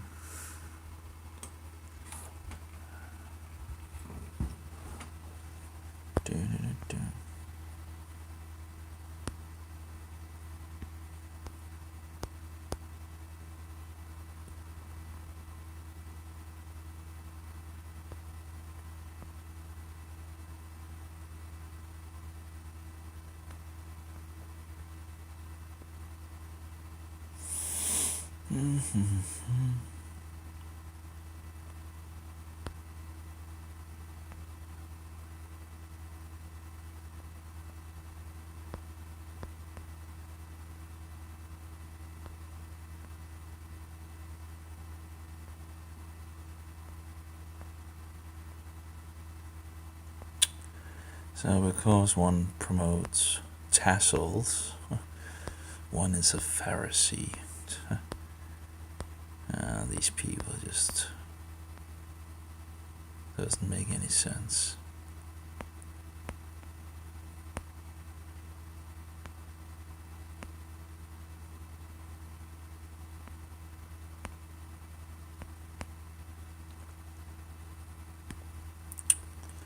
Oh well. And the world goes amok with its insanity.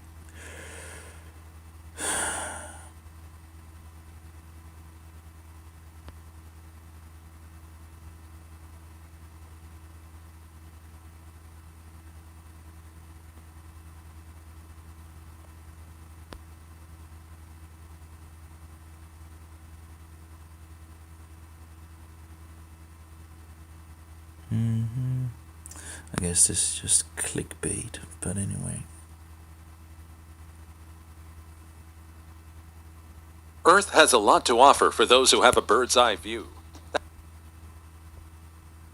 That's why ever since drones were invented, humans have discovered a lot more things on our planet. Some are so unbelievable that if they weren't filmed and there wasn't any video evidence, most people would doubt that they exist or have ever happened. From shark close call to a hidden glacier, if the drone didn't capture this, no one would believe this. Number 15, shark close call. There are a lot of creatures lurking in the ocean that can easily spook anyone out. The worst thing about it is you may not even be aware that they're lurking just a few meters away from you while you're enjoying the ocean waters. In October 2020, this drone caught a heart-stopping moment on video. A family was enjoying their time in the water kayaking, oblivious to the monstrous predator lurking just a few meters away from them. The shark followed the yellow kayak for a few minutes, and this story could have ended differently had it not been for the man operating the drone. The family started to notice the shark because of the drone, and they immediately huddled together to appear larger and hopefully deter the shark from approaching them further. Thankfully, after a couple more minutes, the shark decided to leave. The encounter may have been a terrifying one, but in the end, no one was harmed in the incident. Did you know that researchers suggest that out of the shark bites made on surfboards and even boats, almost all of them were done out of curiosity? Yes, you heard that right. Researchers found out that sharks mostly bite humans out of curiosity or confusion, aside from defending themselves. These creatures often try to chomp boats, surfboards, and maybe even a human leg if it piqued their interest. Of course, a shark bite isn't really a good thing, but you can't deny that these creatures are cute. Then again, compared to sharks, humans are much scarier, easily claiming and hunting approximately 100 million sharks each year. Number 14, into the glory hole. This quote-unquote whirlpool right here is the famous glory hole on Lake Berryessa in California. This huge hole right here continues to mesmerize and amaze all of the visitors that witness it in person. Some say that it even looks like a portal to another world. Well, we'll see about that. A drone managed to capture the exact moment that this duck fell into the glory hole. Well, it didn't seem like the duck was all too worried about what was about to happen. and it kind of just went with the flow of the water. The Glory Hole, or officially the Morning Glory Spillway, is actually a hole in the Monticello Dam.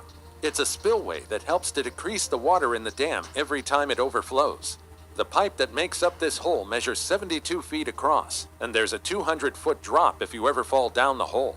At the bottom, the opening in the pipe narrows down to 28 feet, where it directs the water to the Puda Creek, where it eventually flows into the Yolo Bypass. Now, let's get back to the duck. Well, if you're asking me if the duck is still alive, the man present during the scene really doesn't know if it is. Number 13, whale visit. The ocean packs a lot of surprises. For instance, the beachgoers in Dana Point Harbor were in for a pleasant surprise when a gray whale showed up and swam inside the harbor for a couple of hours. Many people were amazed by the gentle giant in the water, and this drone managed to capture a very spectacular video. It seemed that the whale accidentally separated from its pod and ended up swimming inside the harbor until it finally found its way back. It seemed that this whale's pod was migrating towards Alaska. Spending a good day on the harbor is a great experience, but nothing beats seeing a majestic whale in the waters. Number 12, ocean of waste. Up high, you might wonder what this huge pool of reddish water is.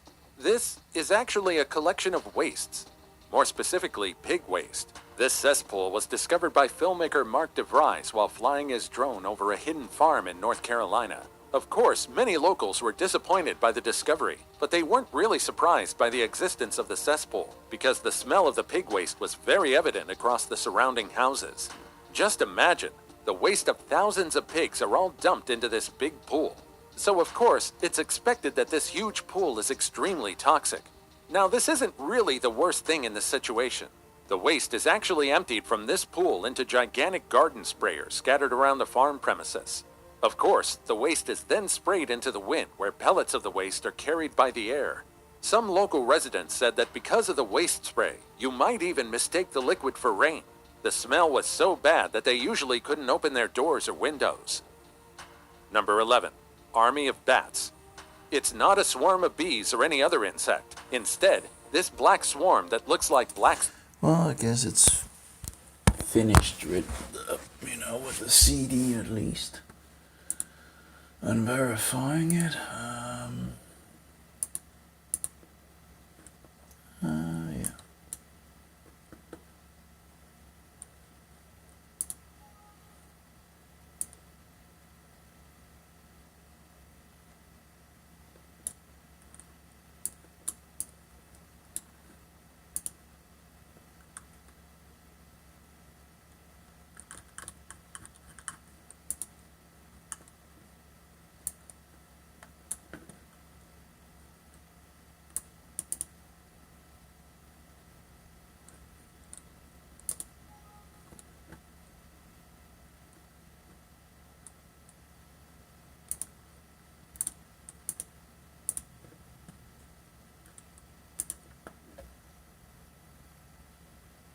Okay.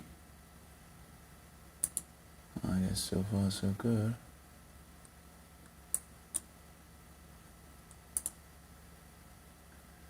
Now we just have the USB key to be done, and in regards of the sound driver thing, apparently it still has some issues, so I guess I need to make a restart before I can do anything. 85%. And then we have the USB, and we'll try, see if we are. And then we have the, yeah.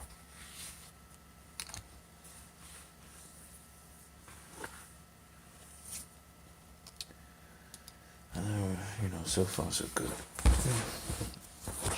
Now let's see a little more. Smoke particles is actually a swarm of bats. Millions of them flying from the mountain captured by a drone. Bats are night animals, and they're mostly active after dusk up until dawn. However, there is a chance that you might see a huge swarm of bats migrating between summer and winter habitats. These animals actually search for places with more food sources and warmer weather, while some also go to places ideal for hibernating or raising their young. You can't deny that the scene of millions of them flying in the air is a bit creepy and unnerving, especially if you don't like how they look. But there is something amazing about how organized these tiny creatures are. Number 10. Fish supply. You might be confused at first when you see a huge plane dropping hundreds of fish down the lake. This drone captured the exact time the authorities in Utah are restocking the fish supply in the lakes. Yes, you heard that right. Instead of catching fish, they drop and supply them in their lakes instead. So you can say that a few times a year, fish rains happen in the mountainous lakes of Utah. In fact, almost 35,000 of them are dropped by pilots into 40 to 60 lakes in just a span of a few hours. The Utah Division of Wildlife Resources does this action to quote-unquote restock the lakes from high up the mountains. A low-flying plane carrying water with thousands of fish will fly 100 feet above the water and drop some tiny trout. You don't have to worry because the little fishies are safe in this process, and they don't really feel pain from the 100-foot drop. The fish restocking ceremony really is a bizarre and unusual sight, but this practice has been done by the locals since the 1950s. This process is done to deposit fish and make sure that there's enough supplies in the water for the fishing enthusiasts. After all, recreational fishing is well known in the area. Number 9. Murmuration. If you don't know about this wonderful phenomena yet, then just watch and be amazed. A drone managed to capture some starlings in the middle of murmuration. The name came from the sound their tiny wings produce as they dance in the air. Starling murmuration is a stunning sight to see, with hundreds of birds flocked together, forming one huge swarm that looks as if they're dancing in patterns across the sky. At least 500 of these starlings form patterns across the sky and make up a huge cloud-like swarm. Their numbers, however, can easily rise up to 50,000. The reason why starlings do this is quite unknown. However, we do have some theories as to why they do it. First is to protect themselves from predators. After all, a bigger swarm moving in a coordinated manner is a good form of defense, much like how schools of fish like sardines do in the ocean. And the second theory is that they fly in swarms like this to keep themselves warm at night. Even today, scientists are still baffled as to why these birds form some curious shapes across the sky. Number 8. Canuck Chase Girl. This is one of the supernatural videos captured by a drone.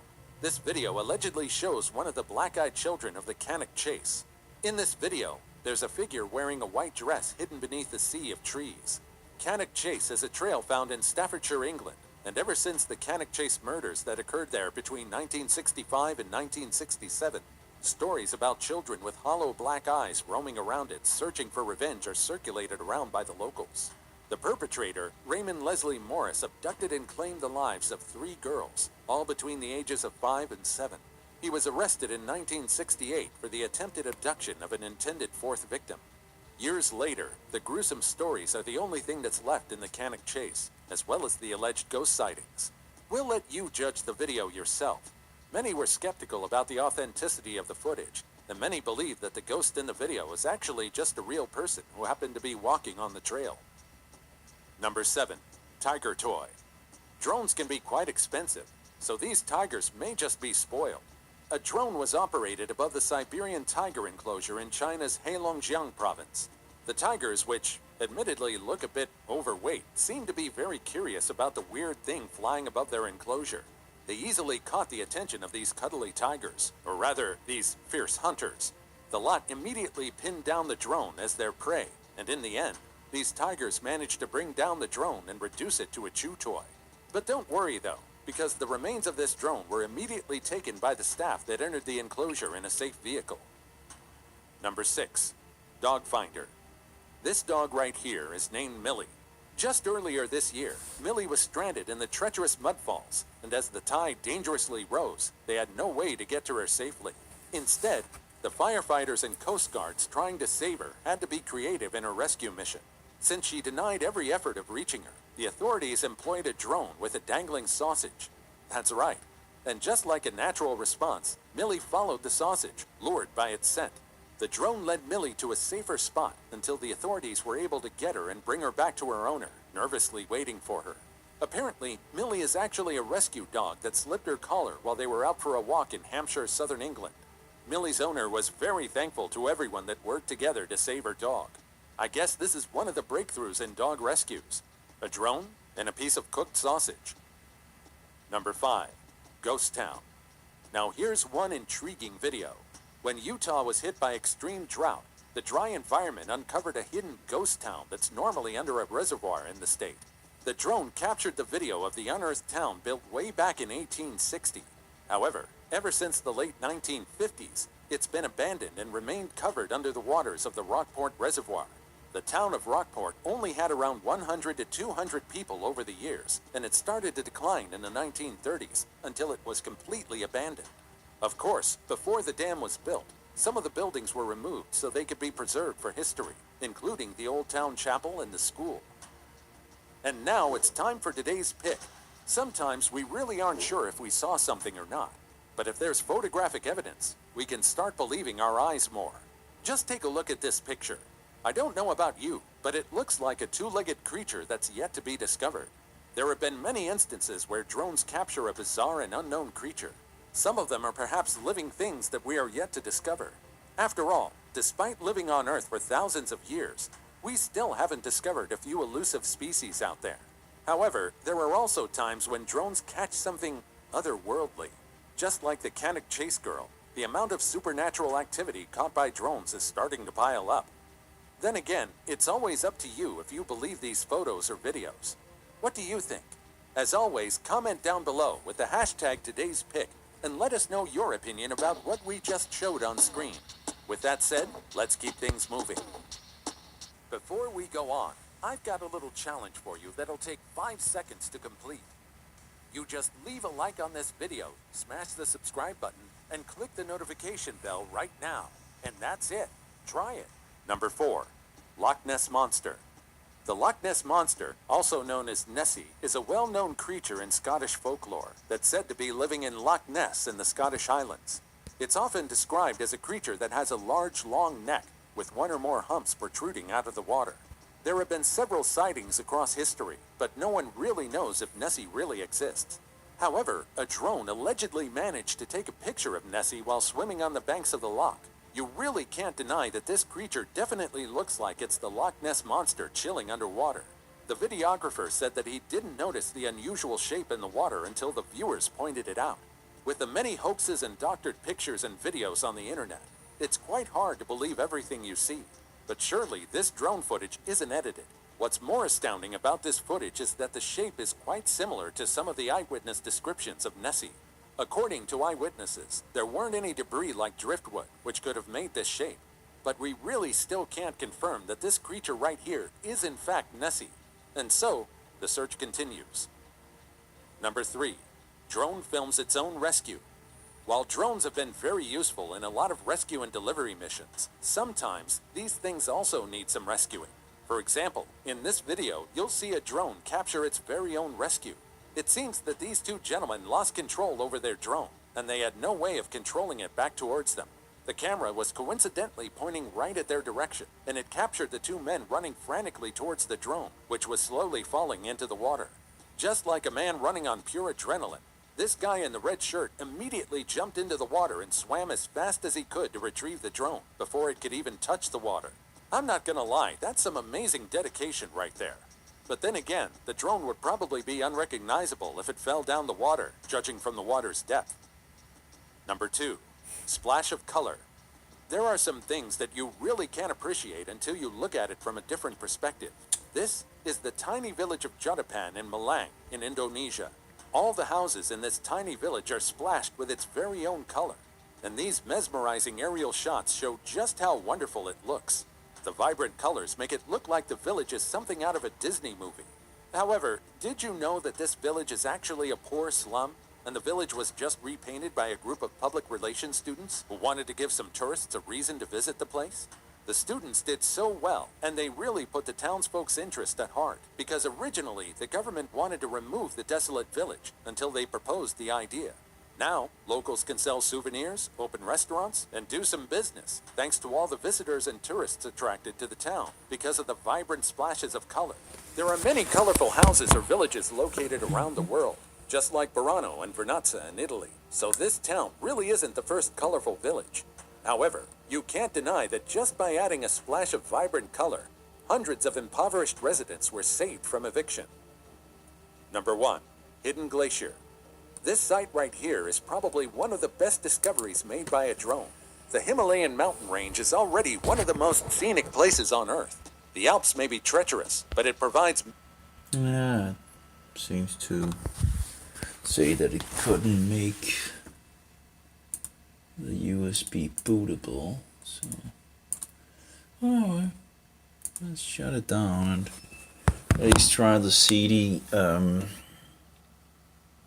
guess we're gonna try the bootable or the USB as well, right? But I don't think that will be much, luck, I guess. Bad expression, but anyway. So let's shut it down and still don't know why there's problems in regards of installing the audio drivers, but yeah. Guess I'll have to try again at some point after trying this.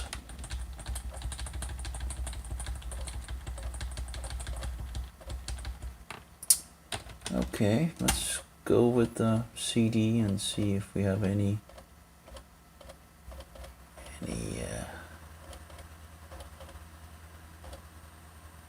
well, Windows is loading files, so something happened. So far so good. Okay, I think it worked. Didn't even come up with the okay, let's see what we get. Interesting.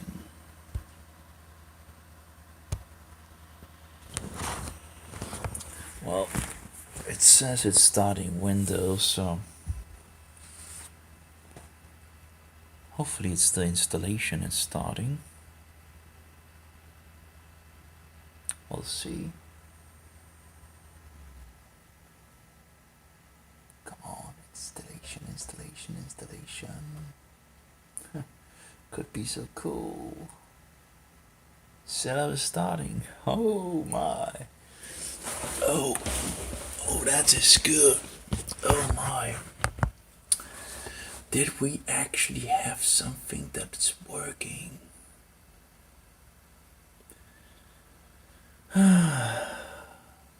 Yeah. You should really go to bed. In any case, I really would like to try to install it as well and see if it actually had the updates installed. And if so, let's see next. It works, it seems to work. Well, the keyboard doesn't seem to work. Okay, well, I don't know if it's put on this and that or what, but yeah, well, whatever.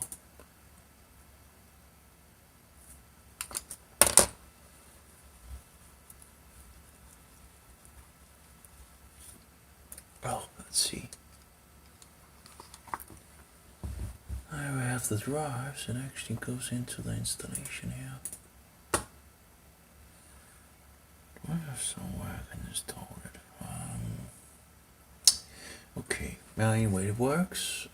So far, so good. So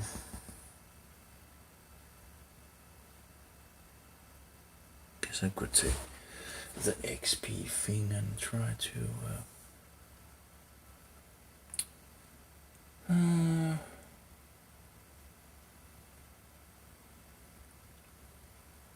answer your question.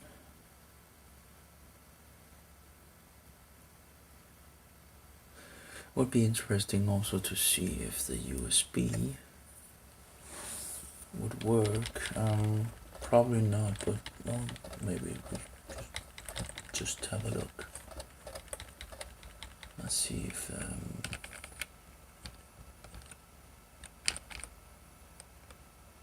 can't seem to see it.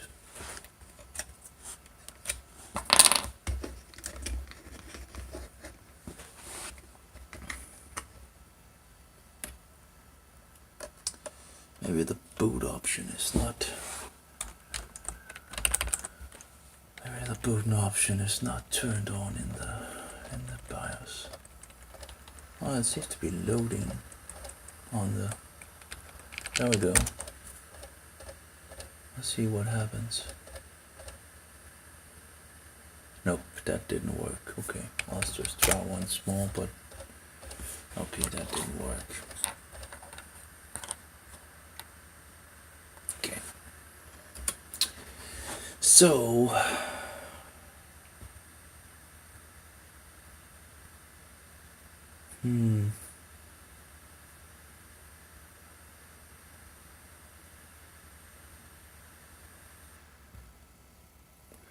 well, I could install it to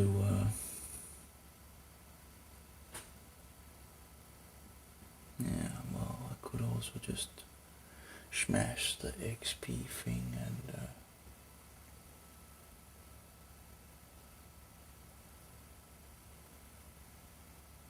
yeah, could smash the XP installation.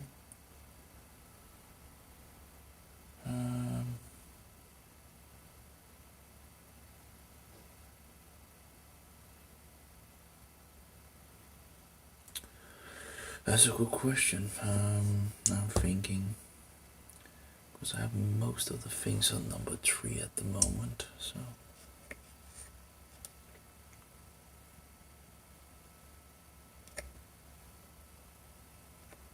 Now it's on this one I have the. Yeah, let's just trash the XP edition, I guess. I can always install, I guess, this XP.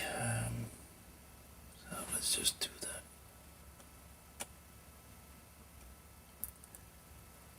Guess we are trying different things out, right? So.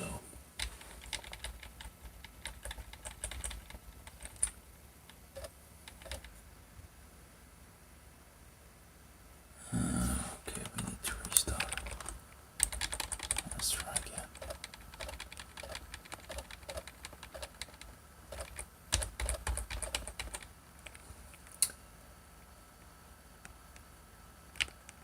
Although probably should look in the BIOS.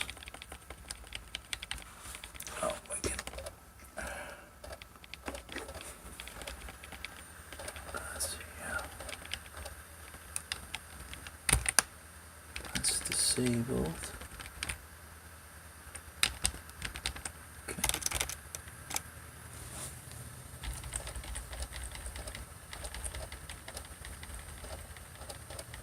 Let's try it out. So I'll just delete everything and see if we can install it. Oh, there we go. This time it actually came up with Windows is loading file. So at least the boot is working. Hey, great.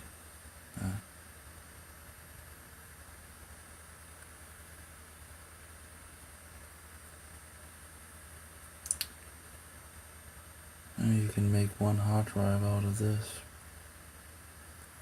I don't know if it's really necessary, but it's a possibility.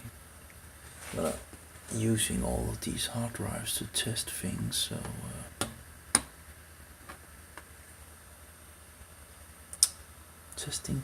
testing. It's nice to have 4 drives to, to switch. Okay, let's see here.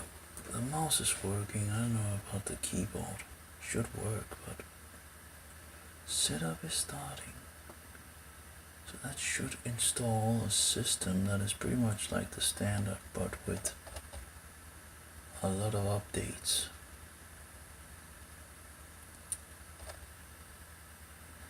Of course, the question is if it actually allows me to install drivers as well. Of course, if this works, I could just incorporate the drivers from the beginning. So let's see if the keyboard seems to work. Sometimes it works, sometimes not. next, and it takes a little time, but it does seem to work. Yeah, drive options, let's just delete it. New, apply, yep. So it makes, only makes 2 apparently, not 3. Let's try to delete it again. Usually it makes 3.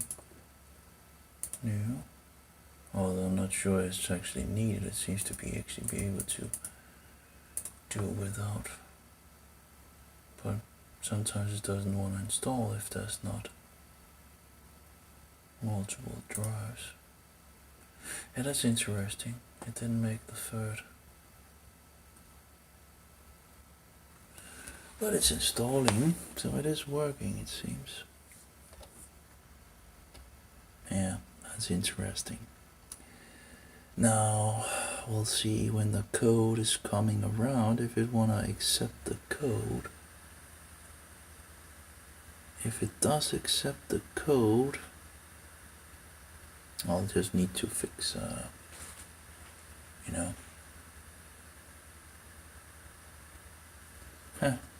that was pretty cool. It actually worked in regards to the updates.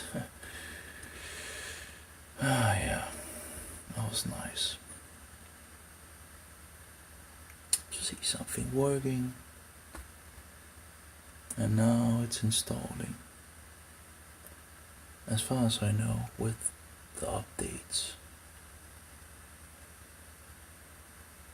And apparently I can make a boot. I just need the other thing as well. And to make a boot of that as well.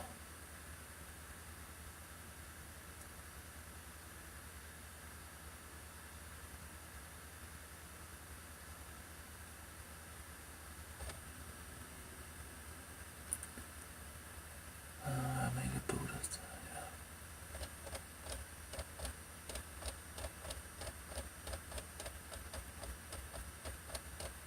Yeah, what was that? A boot of the other one.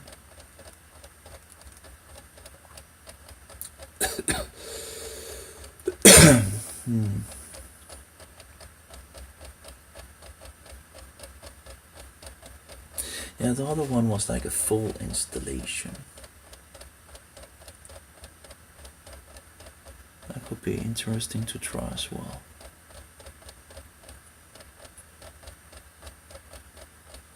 If it has all the standards with the extra.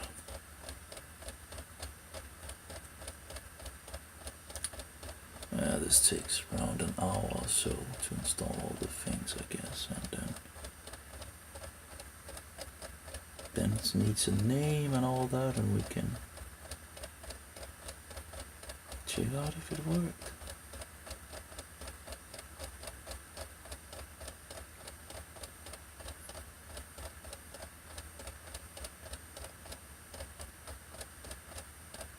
Well, of course, we need to check if the key works. If the key doesn't work, it doesn't matter. Well, we'll just throw it away, all that work. Then we'll just go back to the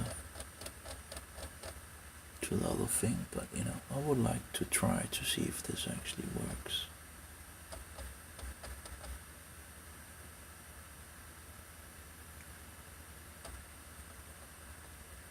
Because that means that we actually can make an easy installation. Very easy installation with all the updates, maybe, or at least most of them.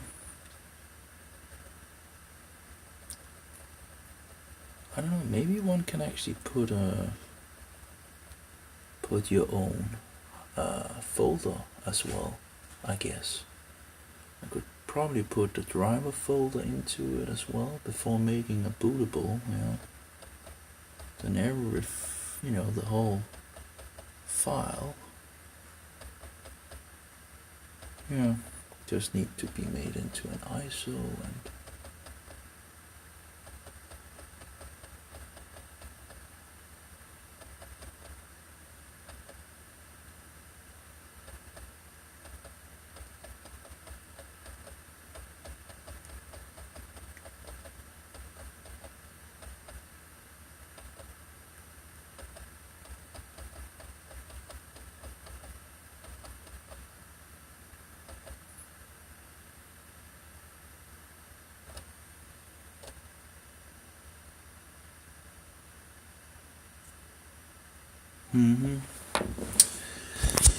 Yeah, it's working. Very nice. Awesome. Many beautiful and stunning natural formations. Almost 15,000 glaciers with various shapes and sizes have been discovered in the 2,400-kilometer land, and there are still more to be discovered. This one glacier in particular was uncovered thanks to renowned Polish photographer David Kozłowski. The drone captured a stunning glacier surrounded by a 65-foot wide water pool, and let me tell you, it looks absolutely stunning. The setting looks like it's out of this world, and with the right lighting, it looks so surreal. The drone helped Kozłowski to locate the glacier and photograph it up close. He already knew when he reached the location up close that this glacier is different, and it can give him some perfect shots. And it surely did. What do you think about all this drone footage? And do you know of any other times that a drone discovered something bizarre, weird, or out of this world? Let us know about your thoughts in the comments down below. Also, check out our other cool stuff showing up on the screen right now. And I'll see you in the next video. Take care, everybody.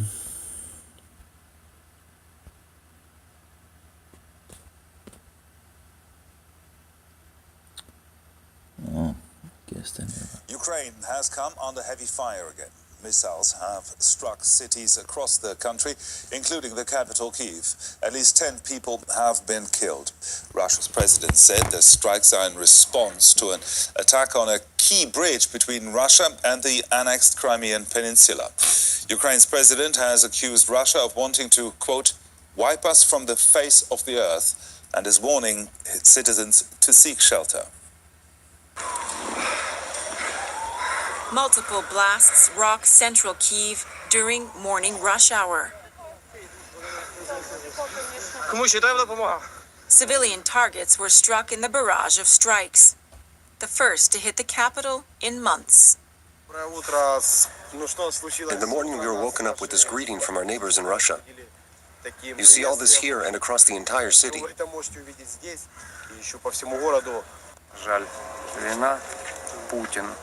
War, Putin, these are synonyms. We hope for our victory. This is a tragedy, not just for civilians who are dying, but also for the military, all for the sake of a whim of one idiot who leads Russia. Ukraine's president accused Russia of trying to wipe his nation from the face of the earth. Speaking on the streets of Kyiv, he said the strikes were timed to inflict maximum damage. They want to create panic and chaos. They want to destroy our energy system. The second target is people. They deliberately chose such a time and such targets in order to cause as much harm as possible. But we are Ukrainians. We help each other. We believe in ourselves. We will restore everything that was destroyed. Several other cities far from the front lines were also rocked by explosions. Zelensky says energy infrastructure across the country was targeted. In the western city of Lviv, electricity and hot water were cut by the blasts. People across Ukraine are now taking shelter as they brace for a potential new phase in Russia's war. Our correspondent Funny Fachar is in Kyiv, and I asked her what she witnessed there this morning. I was basically starting my day. It's a really sunny October Monday morning when I heard these explosions. First, I didn't know whether actually it's an explosion because it sounded like something else, but certainly the second and the third one was a huge bang. So what we did, going to the scene as soon as we could, and what we found there was a lot of debris, cars that were black because of the shelling that happened there, a huge crater in the middle of this street. It's a road, by the way, one of the main roads here that people use when they go to work. Actually, it's one of those roads that we have been frequently using as well in the past. So being there, we were shocked ourselves seeing this, seeing all the emergency units trying to come through what they see there, trying to help people. And as we are there at the scenery and we are trying to talk to our witnesses, that's where more explosions happen. So we also had to leave the scene and look for shelter. Right now, we're able to actually report again on camera and talk to you on camera again because the air raid siren that was on for hours is off. Does it mean that everything is calm and safe? Certainly not. In fact, the Ukrainian officials are all warning people to stay in those shelters as long as possible today, because nobody really knows how this day is going to unfold. Now, what's known about these attacks? What is known so far, according to Ukrainian information, that more than 80 missile strikes hit towns across Ukraine, and about half of them apparently have been intercepted. But we're talking here about numbers, and if you look at the site, especially where we are this morning, really just a block away from where we are staying in this hotel, you see again this fear, this shock, and also this panic in the eyes of people, something that I remember from the beginning of the war when we were here on February 24th, almost like a deja vu of people packed out with yoga mats trying to go to a nearby shelter, which is the metro station for most of the people. As far as the numbers are concerned, there's conflicting information just how many casualties there are. When it comes to Kiev City, the latest that we have heard, about 5 people who have been killed and at least 15 injured. But it's expected that this number is going to be corrected upwards simply by looking at the destruction there at that main road and what is to come as a result when it comes to the number of injured people. And as I say, this is only Kiev City. There have been explosions in many parts of Ukraine today. Have you heard anything from the other parts of Ukraine, the other cities that have been hit? Actually, we've been just on the phone with our sources in Lviv, but also in Khmelnytsky, which is in the center of Ukraine, where Lviv is on the western part of Ukraine. They are describing they have no running water, no electricity, no access to internet. And this actually reflects what Ukraine's President Zelensky has been saying, that one target is civilians as an act of terrorism, really, and another target is critical infrastructure, energy systems, basically everything that can turn people into chaos and panic, not knowing what to do. And this is all happening, by the way, at a time, Gerhard, when a lot of people are coming back to Ukraine. In fact, I've been traveling on this overnight train from Poland to Ukraine last night, and there were so many mothers with their children longing to go back to Kiev City and other parts of Ukraine because they simply missed their home. So all of this is happening at a time where especially people who live in bigger cities, far away from the front lines, felt quite safe. And according to the government, this is exactly what now Russia is trying to turn this feeling, and rather say that Russia is under control of how this war is going to develop. And people are concerned it's going to be worse. Fanny Fachar there, reporting from Kiev. Thank you, Fanny. Ukraine's President Volodymyr Zelensky has spoken with the leaders of Germany and France in the wake of the attacks and urged them to increase pressure on Russia. He's also issued a video statement informing Ukrainians of the extent of the strikes. Here's the statement in full. Ukrainians, this morning is tough. We are dealing with terrorists. Dozens of missiles, Iranian Shaheds. They have 2 targets, energy facilities throughout the country, Kyiv region and Khmelnytsky, Lviv and Dnipro, Vinnytsia, Ivano-Frankivsk region, Zaporizhia, Sumy region, Kharkiv region, Zhytomyr region, Kirovrad region, the south of the country. They want panic and chaos. They want to destroy our energy system. They are incorrigible. The second target is people. The time and the targets were especially chosen to cause as much damage as possible. But we are Ukrainians. We will help each other. We believe in ourselves. We will restore everything that's destroyed. There may be temporary power outings now, but there will never be an outage of our confidence. Our confidence is victory. Why such strikes exactly? The enemy wants us to be afraid, wants to make people run, but we can only run forward, and we demonstrate this on the battlefield. It will continue to be so. Rescuers are working now. Our air defense system is working. 38 aerial targets have already been shot down. Please stay in shelters today. Thanks to the help of our military, everything will be fine. And always remember, Ukraine existed before this enemy appeared, and Ukraine will exist after it. Glory to Ukraine. Maria Sirichenko witnessed several of the airstrikes this morning in Kyiv, and earlier she told me what that was like. So I woke up just 10 minutes before the first rocket hit the Kiev city center, because I live 10 minutes from the city center, and it was around 8 something a.m. when I heard the whistle and then the explosion. Now, how did you react when the air raid sirens went off this morning? Did you immediately go and take shelter? I went to the shelter after I heard like some explosions already, because I didn't hear the first alert, and maybe because it's been, I think, 3 or 4 months since the last shelling in Kiev.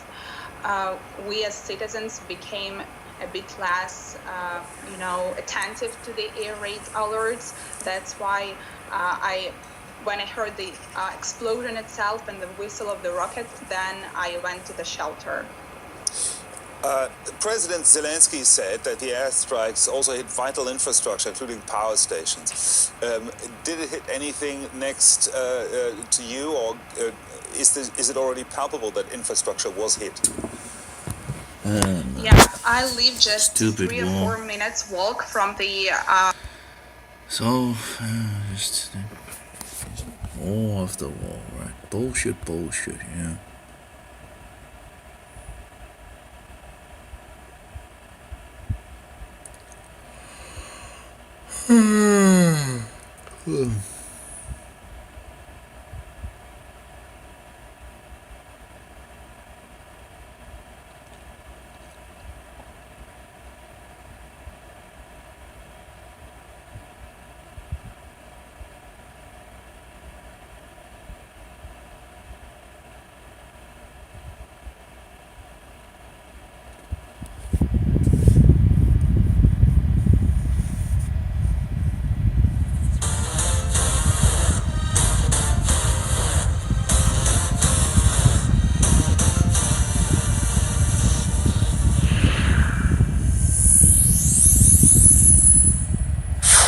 With a new release of iPhone comes another teardown and repair assessment. This time, it's the iPhone 14 Pro. In my usual fashion, I've purchased two, so not only can I disassemble them to see what's inside, but see how repairable they are by swapping parts between the two phones. With the $50 price increase from last year, these phones cost me an eye-watering $3,500. So what do we get for our money? Well, not a charger, that's for sure. But we do get a SIM card tray, so I suppose I should be happy about that, as all US models lack a SIM tray. With the silver unit out of the box, it's time for the purple one. These phones look very similar to the iPhone 13 Pro they replaced, so take your bets now as to whether you think they've been made more or less repairable. Apple has been on a trend in making it harder for third-party repair for several years now, but with a new self-repair program, has this made any difference to their approach? I will set up both phones to ensure they're working prior to disassembly. This includes programming my face with Face ID. Both phones are 82890 models running iOS 16.0. It's time we open them up and see what's new inside. To begin, I'll place one of the phones on a heat plate on the high setting for 5 minutes. Then I can remove the Apple Pentalobe security screws from the base of the iPhone. The display is held in tightly with adhesive and metal clips, so I can only think the screws are acting as a deterrent. But with them removed, I can pull up on the display using a suction cup. This will allow me to create a gap to which I can insert a plastic pick, working it around the perimeter to slice through the tough adhesive and release the display's retaining clips. Once free, I can open the display to the left-hand side, revealing our first look at the internals of the iPhone 14 Pro. But before we go too far, let's get the other phone open. The key to making this easy is lots of heat. But if you're doing something like this yourself, be careful with concentrated heat sources like a heat gun, as it's all too easy to burn the display or overheat the phone. A heat plate like I use allows for even distribution of heat at a specified setting. With both phones open, it's time for a closer look.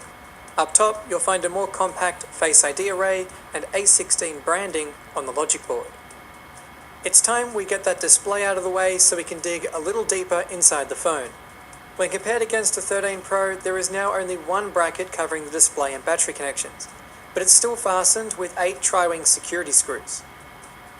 Proceeding, I can disconnect the battery and display cables before separating the display from the phone. I will again do this for our other device. My plan here is to swap the main logic board or brains of the device between the phones. simulating the replacement of every single part inside the phone. Now, it might seem strange to some that two brand new identical devices would somehow have issues when parts are swapped. After all, they're genuine Apple components. But with previous iPhone models, Apple has programmed its software to reject certain parts that were not installed by Apple. This included cameras, batteries, and displays, causing artificial issues, disabled features, and warning messages. The question is the iPhone 14 any different? After unfastening 3 screws and unplugging 13 flex cables, I began working the board free, but it seems something else was still holding it down. As it turns out, I need to remove the earpiece, which reveals 1 more screw. With that, I could pull the logic board free from the phone. Getting a proper look at the logic board, you can see the SIM tray is soldered in place. I'm not sure what the US model looks like yet, but it doesn't sound like you could just plug one in. Maybe the regular iPhone 14 differs. If you want to see that, let me know. Once I've got the other board free, it's time for a switcheroo. Everything inside the silver iPhone is original. The only change will be the logic board from the purple phone. Think of it as changing your camera, display, battery, and whatever else. Doing the test this way allows me to test everything at once.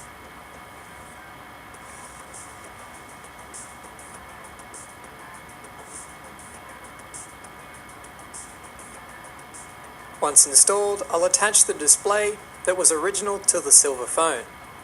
After connecting up a battery, we can test it out.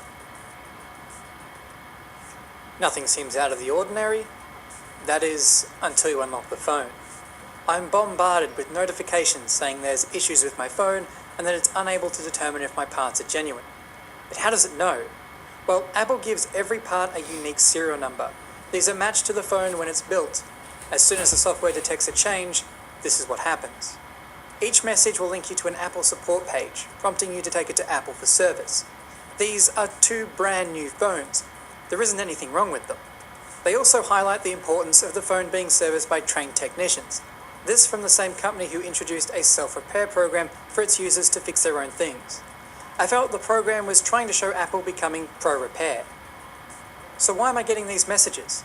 I paid $3,500 for 2 phones, but I didn't pay for the privilege to be allowed to repair them myself. Had I purchased a replacement part from Apple, when they inevitably release the iPhone 14 parts on their self-repair store, I wouldn't have to deal with these issues. Based on my own personal experience with the self-repair program, some repairs work out more expensive than just having Apple do the repair. But had I used their program, I would have been allowed to use the phone to its full potential. Because these aren't just warning messages, they block certain functionality with your device. Functionality you paid for. And it all starts at the lock screen. Face ID, you can forget about it because it's been disabled. Battery health will leave you guessing. True tone, it's vanished.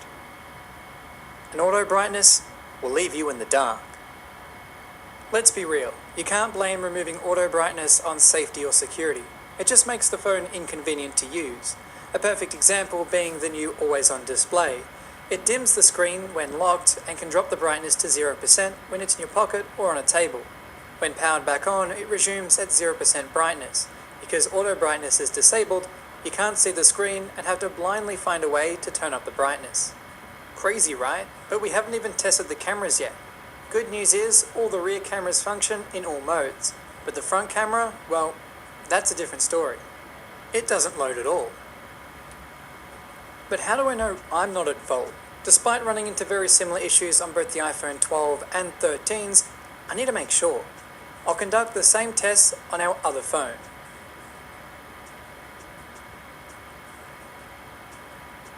And just like the other phone, it too has the same messages and symptoms, confirming my suspicions. Oddly, one of the features I thought Apple would take away, with a different screen installed, is high refresh rate. But surprisingly, it's still working. To be certain, I reset one of the phones to see if that made any difference. And by just looking at the dim setup screen, I can tell nothing has. And I was right. But iOS 16.0.1 was released. Could this be our savior? I updated the phone to find out, and I couldn't believe what it did. It actually returned some functionality to the front camera. However, portrait and cinematic modes ceased to function, and that's identical to the iPhone 13 that I tested last year. As Apple uses some of their Face ID hardware in these two camera modes, when you replace the front camera, you don't just lose Face ID, but also portrait and cinematic modes. Trying to take a portrait photo freezes the app. But all the other issues still remain. So now I should just be able to swap the two cameras back and all of our functionality should return, right? Well, this is where things took a turn for the worst. Something I had never seen before. The original part was rejected on the original phone. The one I had updated to iOS 16.0.1 is rejecting its original camera, but the other phone on iOS 16.0 works just fine. So time for another reset it was. But that didn't fix it. No Face ID and no front camera worked even after reset. But it no longer displayed an issue with Face ID in settings. Maybe I damaged something. I removed the camera to inspect it and didn't see anything obvious. The only option I had left was to downgrade to iOS 16.0, an option only possible while Apple allows, because Apple switches off the ability to restore to an older version of iOS shortly after the new version comes out. Meaning, if an iOS update breaks compatibility with an app you need, slows down your phone, or adds a new anti-third-party repair feature, you can't revert. But with iOS 16.0 reinstalled, both Face ID and the front camera are working again. Was this just a bug, or did iOS 16.0.1 contain something malicious to complicate repairs even further? I don't know. But what I do know is that I want to take this phone apart some more. We've largely focused on the software complications of repair, but what about physically? Well, let's get the battery out. That's something consumable that will degrade over time no matter how you look after your phone. Apple has included stretch release adhesive, but we had to get to it by first removing the vibration motor and speaker. Using the help of my tweezers, I can begin pulling the adhesive out from beneath the battery.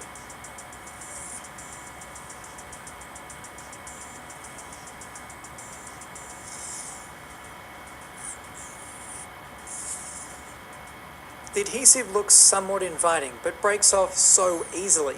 I got the first one free, but the second one snapped off. And it doesn't want to budge. There's still one piece of adhesive, but I can't get to it. There is a few millimeter gap between the battery and a piece of the frame. Not even wide enough for my tweezers. Like most things in life, it'll be better with some alcohol.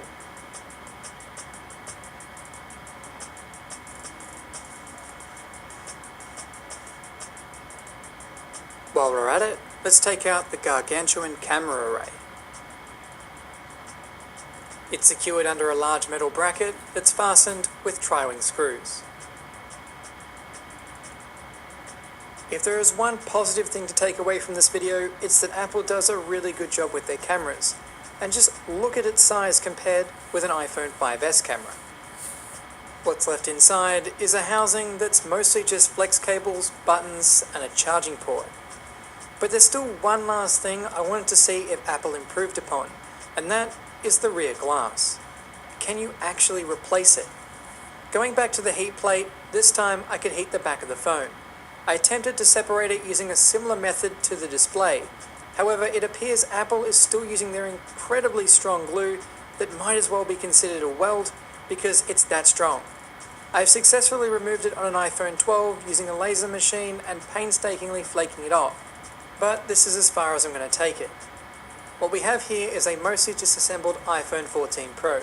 Most of the commonly replaced parts are modular and could be replaced if the software on the phone allows. But with anti-third-party locks in place, it doesn't matter how...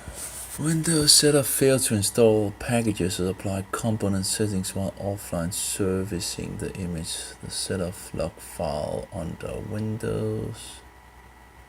Sources Panther for details. Can we take a screenshot maybe? I guess some of the updates had problems.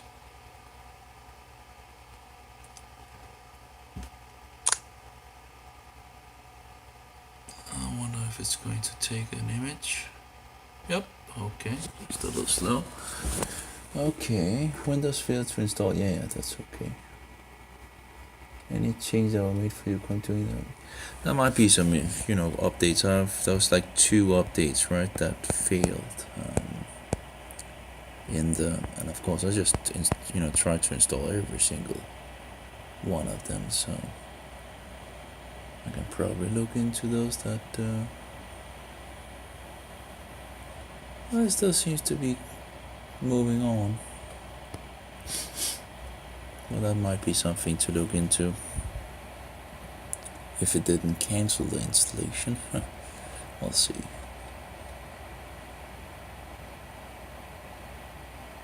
Let's try to boot. MTR is missing. Okay.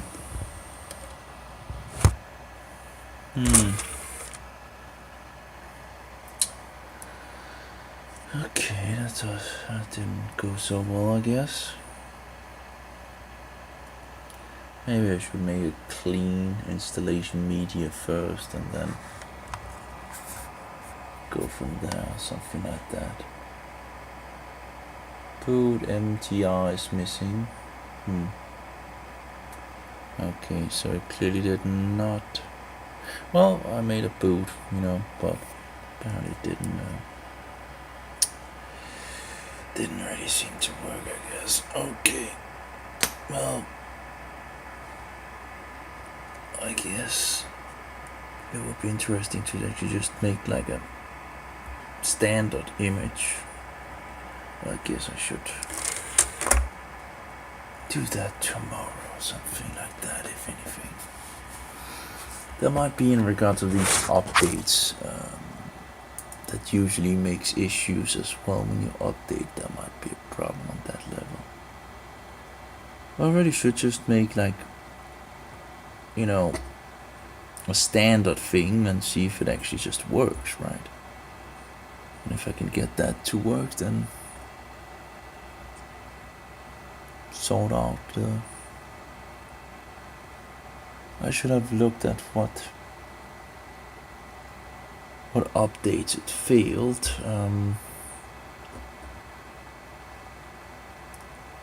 Guess I can install it all again and see. It's a process of hours and hours and hours and hours, and every time you do something it takes a long time to do.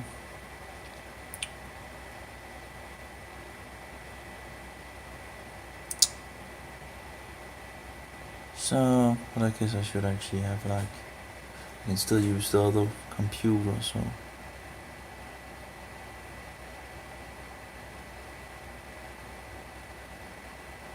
Yeah. Well, at least it was bootable, So far so good, at least. Well, apparently it failed. Of course, with 2 of the updates usually just make issues, it might also make issues on the installation. And, but I don't know.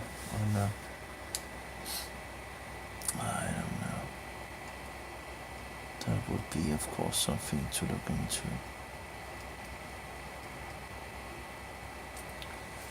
Let's see if it starts up in the other one. How modular the phone is if the software won't let you fix it.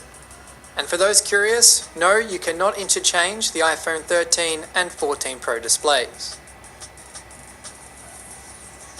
It's one thing to pull these phones apart, but hopefully we can get them back together and return them to a fully functional state.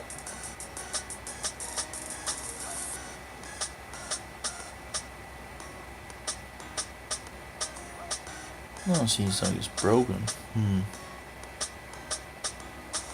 Doesn't seem to wanna. For our 3200 mAh battery, I don't have an exact replacement for adhesive, but I do have this one from an iPhone 10. I'll cut it down and make it work for what we need.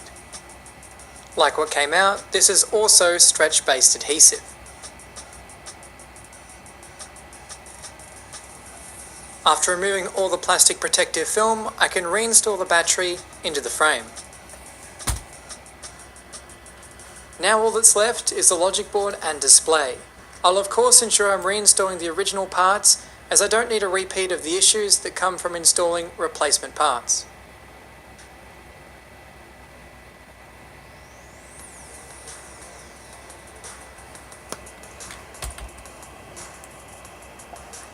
I cannot forget about the other phone. It too will need its logic board and display fitted.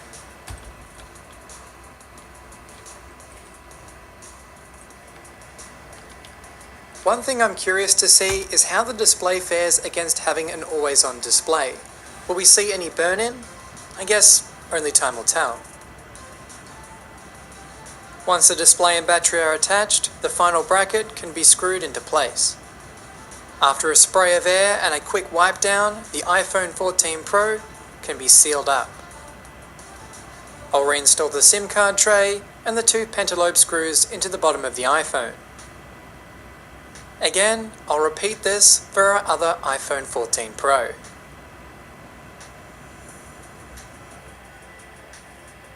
Once I've reinserted the SIM card tray and installed its 2 pentalobe screws, maybe I just needed it to give it some time. We're inside again here, and I guess I go into the image configuration, right?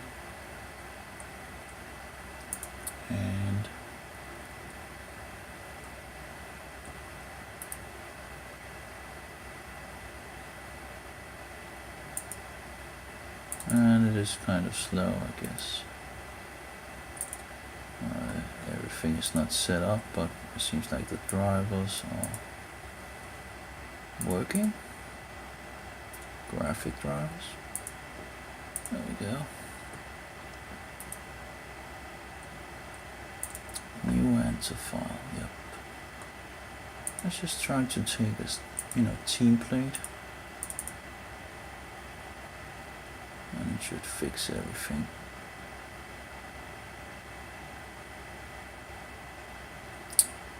And create image. I will just make this one. And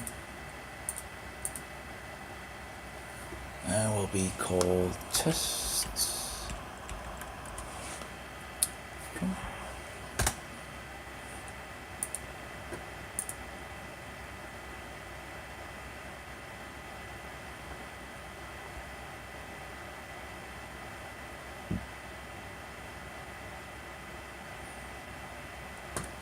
I guess it can do the same, in regards of if it actually works,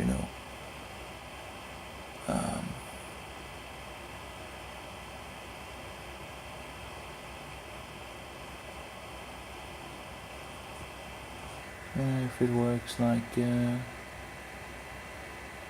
the code and all that, right? But it would have been great to open the issues.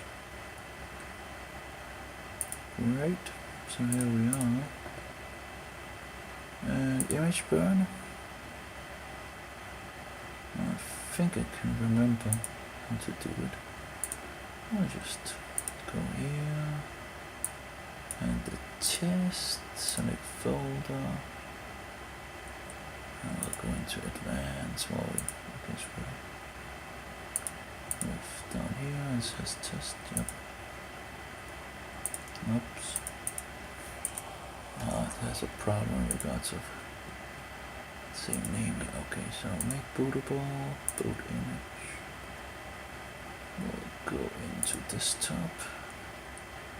At least I know how to do it, I think now. We'll go a little quicker. We'll take that 8 and make bootable and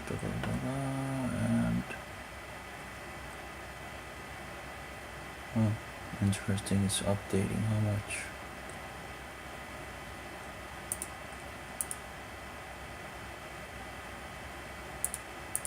Okay, let's go.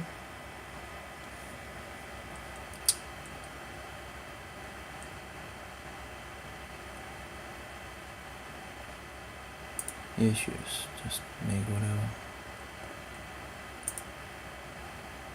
And now it's making the thing, and it goes pretty quick, you know.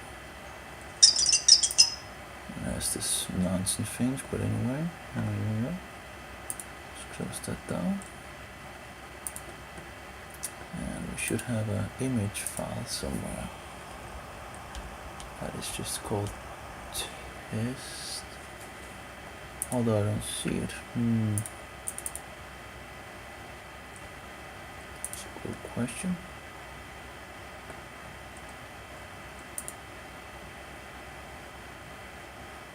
Where did I put it?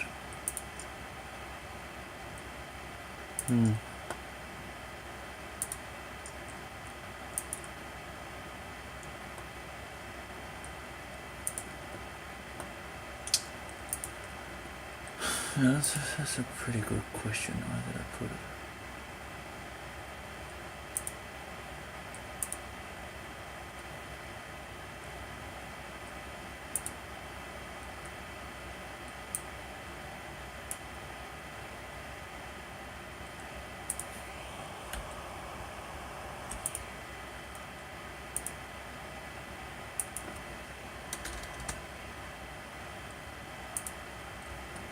Well, I guess I'll just make a new one.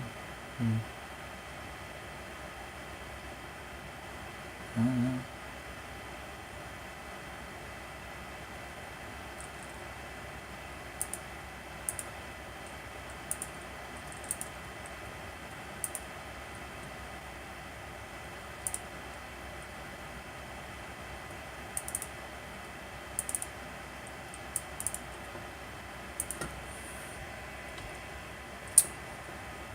Okay, let's try again.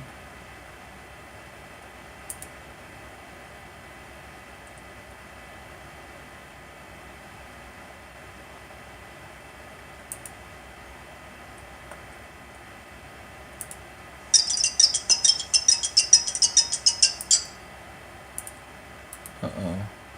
I think I forgot something. That was stupid. I guess I'm getting tired. I wonder where the other thing went, but anyway, there we go. Try again. Yes. Okay. There we go.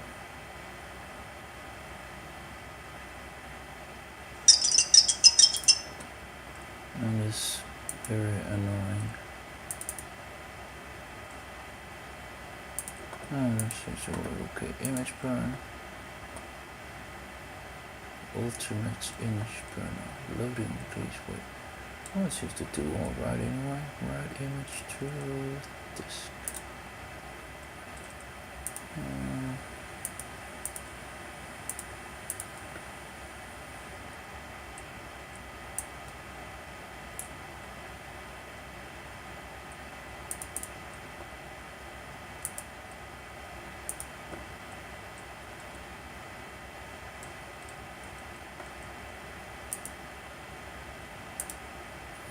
Yeah, there we go.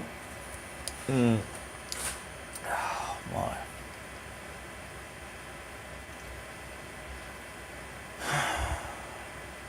So this should be a standard disk without any editing. I just need to find out what 2 updates is probably making the havoc thing, you know, and waste a lot of time again.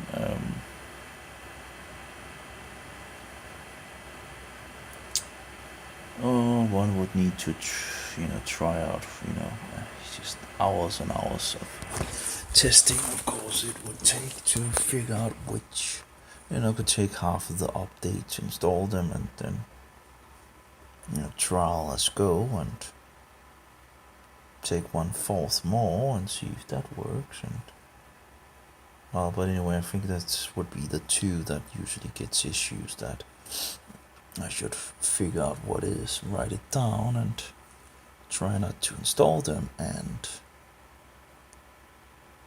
And that might sort everything out, maybe. Maybe not. We're done. So this is it. The iPhone 14 Pro. Yet to be defeated when it comes to being the least repair-friendly flagship smartphone. Every year, it's like rolling a dice in a board game. You just don't know what you're going to get. Based on my 12 hours of filming and testing of the iPhone 14, Apple still has complete control of the phone, from repair to the software you can install. With everything reassembled back into the correct phone, all of the errors and issues have disappeared, and the phones act as though nothing ever happened.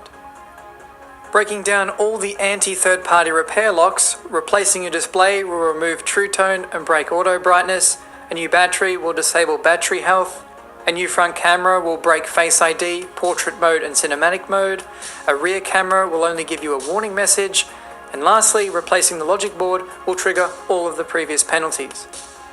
I might have spent $3,500 on these phones, but I feel as though they're not really mine.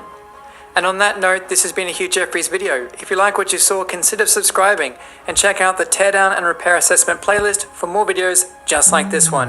And if you're looking for any used devices, be sure to check out my online store, link for which is down in the description. That's all for this video, and I'll catch you guys next time.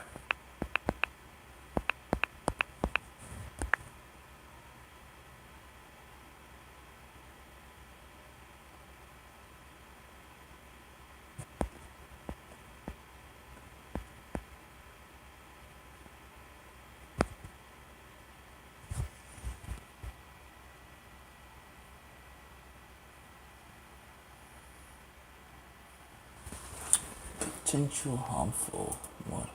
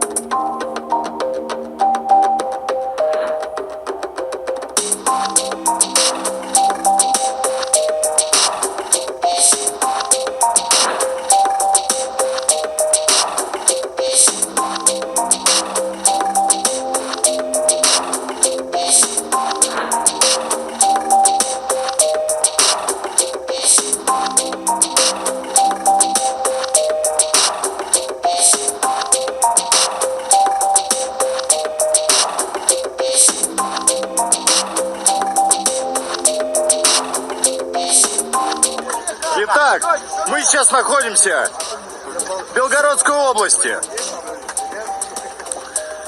Нас в районе 500 человек с оружием, но при этом мы не приписаны абсолютно никакой части. Неделю мы прожили в скотских условиях.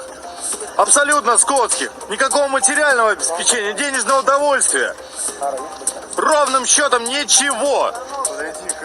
Сейчас также неизвестно, кто, куда едет, в какой части приписаны. Оружие на руках, но оно не записано на нас.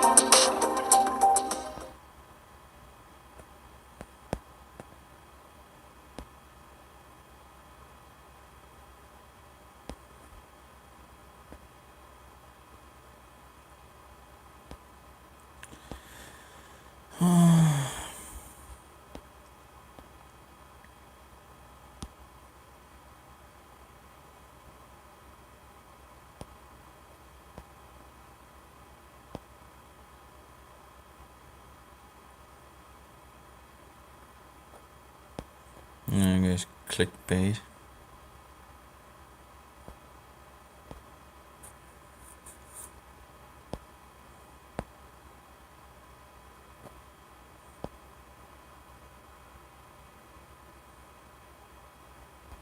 Okay, let's see.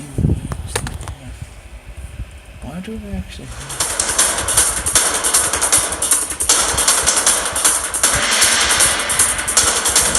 Hey everybody, Zach again, NinjaTutorial.com, coming in making a video for you today. Wow, I got some responses from the other days, Revelation 2:9 and Revelation 3:9 verses talking about the Jew and who is the Jew. Lots of comments. First off here, I want to make sure I make it clear, I don't paint with a broad brush. I'm not painting with a broad brush. It's up to the Messiah himself and only him to separate the sheep from the goats one day. Okay, so I'm not going to be like, that person's a Jew, that person's not a Jew. This person's a Israelite, that person's not. I'm not going to be like that. I'm not like that. All I'm saying is that there are people who call themselves Jews today whose main focus in life is to do their best at understanding and following the commandments that God gives us to command. What Ecclesiastes says is the whole duty of man. Torah. For thousands of years, the Jew has been saying Torah, Torah. And for thousands of years, the Christians have been saying Jesus, Jesus, without realizing they're talking about the same thing. They're talking about the same thing. Yeshua came and says, repent. For you to repent, you have to have a law that you broke for you to repent about. That's the Torah. And he came to walk out a perfect example for you to follow. He being a Jew. He being a future king of the line of Judah, the one whose scepter will never depart. I don't care what you think about me. I don't care if I make you angry. Go find another channel. I don't care. I'm going to tell you the things the way I think they are. And this is one of the reasons I don't take money from my ministry. I'm not beholden to any man. I'm going to read the book, and I'm going to tell you what it says according to the way I think it is. I'm not your teacher. I'm not your guru. I'm not your pastor. I'm just a commentator. That's it. That's it. Now, for some of you people out there who's like, the Jews, those aren't real Jews, and they are the synagogue of Satan, and they're just imposters and all. Here's the deal, folks. The UC Berkeley has just created a Jew-free zone.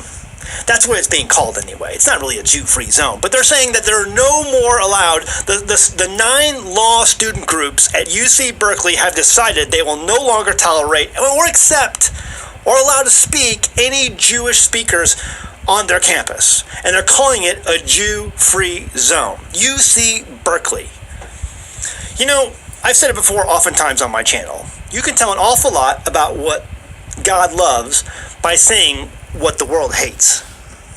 You can tell an awful lot about what God loves by looking and seeing what the world hates. And Jews today, the world hates. There's a good clue. Boy, do we love picking on the Jews. Boy, it's like everywhere. The Jews this, the Jews cause this problem, the Jews cause that problem, blah, blah, blah. You know, dating all the way back to the Dark Ages when the plagues totally infested Europe. The Jews didn't get sick from the plague. Why? Because it says over 70 times in their Torah to wash, be unclean until even. They were doing simple things like washing their hands before they ate meals. And the rest of Europe blamed the Jews. They said, they're putting poison in our water. They're not sick, but we're all sick. You can tell an awful lot about what God loves by seeing what the world hates. And it's my belief, this commentator's belief, that they are the older brother in the parable of the prodigal son. They're in the house. You and me, we're in the nations eating amongst the pigs. And we want to come home. And older brother isn't really sure about this yet. Dad, why are you bringing him back? What is he doing here? What is this? The parable of the prodigal son. He's in the house. He wasn't divorced, Jeremiah chapter 3. The house of Israel, we were divorced. The ones who Yeshua says, I am not here but for the lost sheep, not of the house of Judah, but for the house of Israel. I'm not here but for the lost sheep of the house of Israel. They're the ones who are lost. They're the ones who are out scattered among the nations. They're the younger brother in the parable of the prodigal son. They're the ones eating amongst the pigs. They're the ones who have forgotten who they are. They had lost their identity. The Jews retained their identity, and you see what's gotten them over the centuries. The world hates them. They hated him then, and they hate him now. UC Berkeley. I often tell people, I determine usually who I vote for by whoever Nancy Pelosi hates. And the people who follow Nancy Pelosi. And UC Berkeley, some of the comments in this video that I put out there. Zach, don't you know, Jesus was black. He wasn't these fake Jewish imposters. That's why when he was a baby, Mary and Joseph took him down to Egypt to hide him. You can't hide a white baby in Egypt. Newsflash, they're genius. There's some idiot people out there teaching this garbage. Did you know at the time of Yeshua, when he was a baby, who controlled Egypt? It was Rome. And last I checked, Romans were pretty much kind of white. And before the Romans, the Greeks controlled and conquered Egypt. And as far as I can tell, the Greeks were pretty much white. And before the Greeks, come on, say it with me, it was the Persians. Have you ever seen a black Iranian? Me neither. I haven't seen a black Iranian. Listen, Egypt at the time of our Messiah, when he was a baby, was a perfect melting pot for anyone of any color to hide in. Controlled by the Persians, controlled by the Greeks, controlled by the Romans. It was a mixed multitude in Egypt. A perfect hiding place for anyone of any color. You people who get hung up on skin color and the people who are teaching that garbage have never read a history book. Absolute insanity. And this whole thing with the slave trade, people will say, "Ooh, Deuteronomy 28 proves that these Jews are fake because there's only one people group in the entire history of the world that qualifies for Deuteronomy 28, people who were sold into slavery. Again, idiots who teach this have never read a history book. It says in Deuteronomy 28 that they would eat their children. See, that already took place. Hey, how you doing? I'm kind of doing a video. Can I call you back? All right, love you. Bye. My lovely wife. Okay, in Deuteronomy 28, it says they would eat their children. Eat their children. That already took place. And then they were sold into slavery into Babylon. Lamentations, read the book of Lamentations. It already takes place. They ate their children. And they were sold into slavery into Babylon. You professing a slave trade that took place 1,000 years after that or such has no connection whatsoever. Stop. Are you ignoring the entire Barbary slave trade, which sold over 1 million white Europeans into slavery down in Egypt? Oh, but that doesn't fit your narrative. What about the 70% of all Irish people that were sold into slavery? There's been slave trades all throughout the history of humanity. Has nothing to do with skin color. It has everything to do with class warfare. I'm the rich, you're the poor, and I'm going to oppress you. I'm going to conquer you and sell you into slavery. That already took place back in the time of Babylon. Has nothing to do with the slave trade into the Caribbean. But why is the rum gone? You people want to fake it, fit that narrative because that's what the media and public school systems have fed into your brain. No other slave trade ever existed. Only the one that sold black slaves from Africa into the Caribbean and into North America. You've never been taught about the Barbary slave trade. You've never been taught about the Irish slave trade and so many other slave trades that have taken place throughout all time, all across humanity. Stop. Read a history book and stop listening to these idiots who are basically just taking racism and taking it to the other end. Absolute insanity. Absolute insanity. Again, I don't want to paint with a broad brush. I don't want to paint with a broad brush. Yeshua and Yeshua alone will separate one day the sheep from the goats. But it matters what you did. What did you do? For God so loved the world that he sent his only begotten Son, that whosoever should believe in him would not perish but have eternal life. And again, verse 19, 20, and 21, after that verse, John 3:16, talk about the deeds. What did you do with your life? Because your deeds, what you do, what you did, your behaviors are going to show what you really believed in. What did you really believe? He'll separate the sheep and the goats. Not me and not you in the comment section. I know topics like this really get a lot of people up in arms. That's okay. This nation, which has enjoyed so much prosperity and have had so much freedom and we've been so wussified. We're getting ready to go through some hard times. And I don't think some of you guys are going to know how to deal with that. I believe his return is close. I can't wait to see my king. And I'm going to bow down before my king and weep. And weep. I can't wait to see my king. We'll leave it at that. Go home. Read your Bible. Thanks.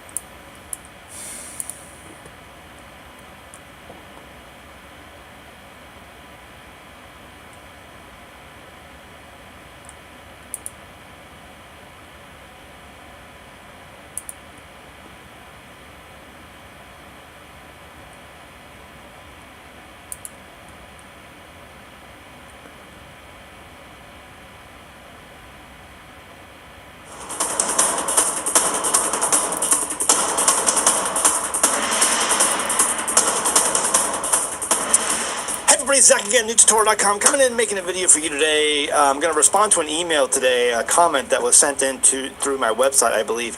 And just before we begin, there's a lot of people who send me emails, and there's a lot of people who get frustrated because they don't respond to your emails. I just don't have the time, guys. I do not have the time. I'm sorry. I know there's some ministries out there that probably have extra staff, or they just dedicate themselves to sitting their butt in a chair and responding to emails all day long. I just don't have the time. I barely respond to comments on YouTube channels past a few days after I post them. So I just don't do that. I'm sorry. If I do manage to respond to an email, it's because probably you emailed on a topic that I feel passionate about, or I feel very strongly about. And so and if I use it in a video, it's something that I feel, passionate about or strongly about. And so I just don't respond to a lot of emails. And I don't even see a lot of emails. I don't even get a chance to read most of them, many of them. So people will say, hey, you never responded to my email. I don't even know if I saw it. It just is what it is. I have too many things on the homestead that I deal with and I'm working on, and I just don't have time. But my big concern is just getting content out to you guys and talking about the things that I think are important. Like this topic today. And it really comes down to house. Let's go ahead and read the email, and then let's get into it. This email comes in from Phil. It says, hi, Zach. I appreciate what you do. I know it must be hard, time-consuming, and frustrating. I pray for your strength and perseverance. I can't reconcile one of the tenets that you hang your hat on, and that is an aspect of the diaspora. Basically, you hold that the dispersed Israel is the nations et al. Israel and Judah are Sethites. Everyone else are Hamites or Japheth. They were never... I don't know how it got corrupted, but it seems like that must one of the drivers, the audio driver, must have been corrupted. It seems very annoying. But that's just how it is, right? Everything, corruption and this and that, right? It just automatically become corrupted all of a sudden. Just can't do like the good old days where you just pretty much had what you had, right? Now all of a sudden, if you don't, right click and say it checked and all that nonsense, you might actually get a corruption, and you need to do that every single time, right?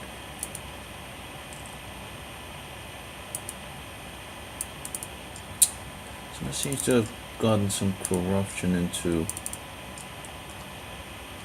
this, and I don't know where I've downloaded it from. It's a pretty big file overall, but I don't know. At least it doesn't seem to work anymore. Of course, I deleted the other one that has. I guess I can install or take it down as well from the other versions. See if you can find it.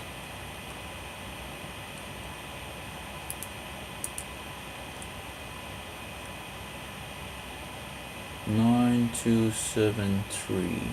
Yeah. Where did I download it from? Who knows? Windows 7. High definition doesn't have.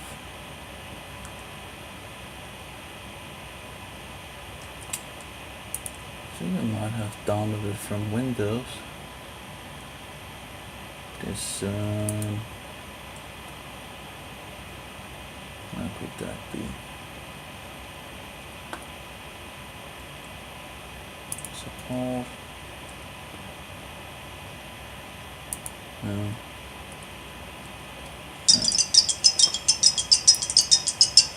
Okay, there we go. I think it could be from here. No? Okay, let's try to 9273 92 9. A lot of different drivers here. 9209 2. Well, that didn't help. Okay. 9273. see, it must be like 6.0.1.9273. Can't find it.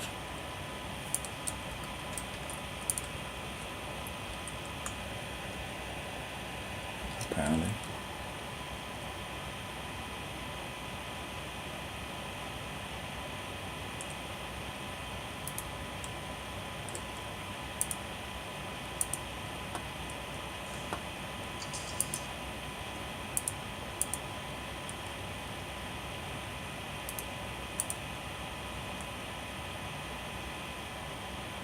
I wonder what version I have in regards to the chip sound card thing, you know. Well, it's currently downloading from Windows Update. That's a cap file. Let's try the other one and see what we get there. Well, that's just a place where there's a file for download.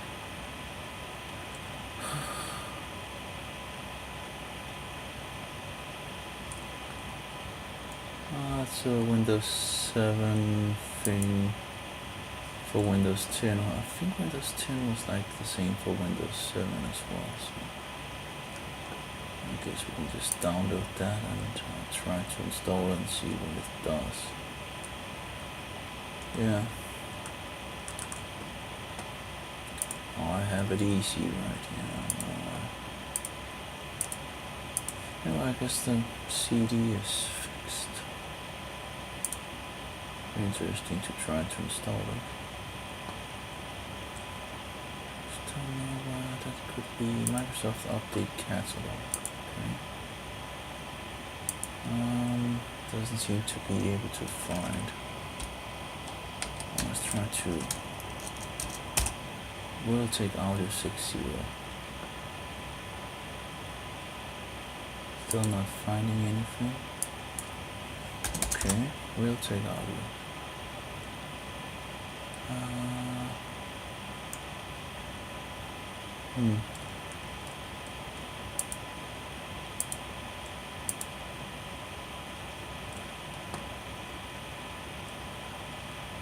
Okay. Windows Embedded 7. No.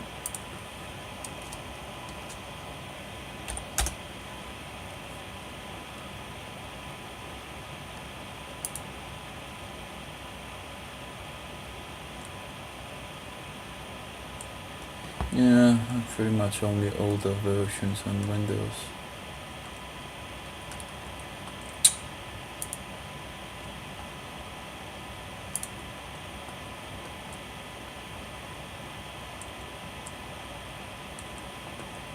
Let's see if we can.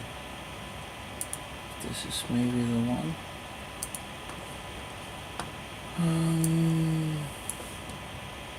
At least that's the version. Okay, we'll have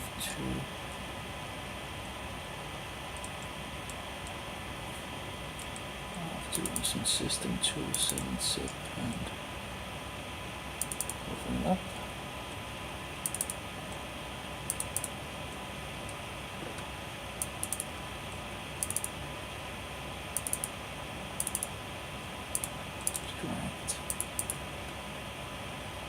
See how big it is.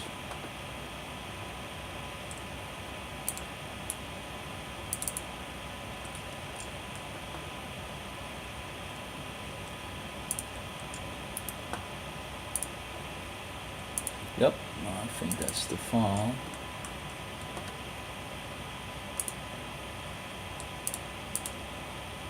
Let's see if that works. Wouldn't it be wonderful if it worked? Sad that it had to break. We'll try. Okay, anyway.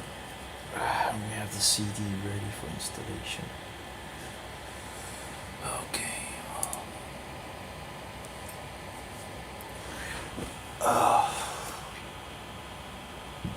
That everlasting fight with this. .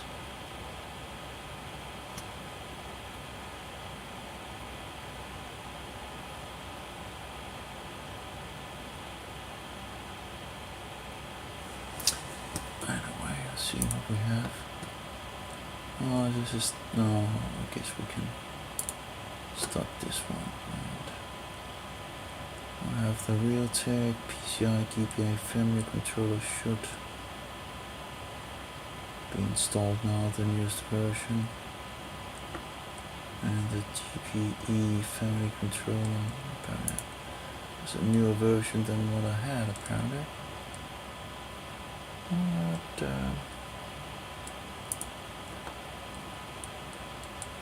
yeah, well, anyway.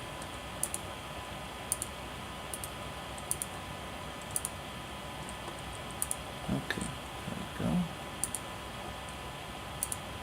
And the burning process is done. It's fine. And this one we'll close that down as well. And we're pretty much ready with Obra. And then we just need this installation to go through and not make any issues in regard to the sound drivers, and then I'll have the graphic drivers and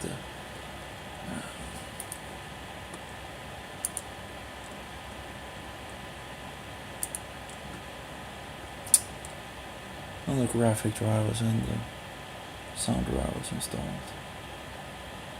And pretty new, totally updated system.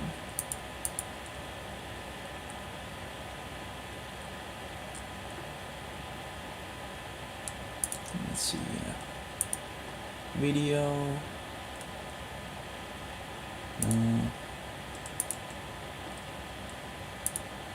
maximal, yes, there should be one more setting, there we go. I should give the graphic card at least some.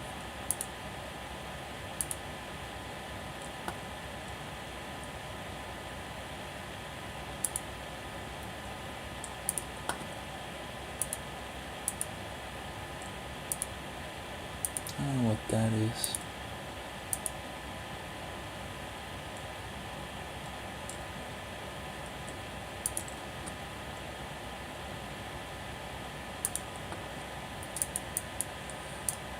Anyway, so far so good. I'm still installing the sound drivers.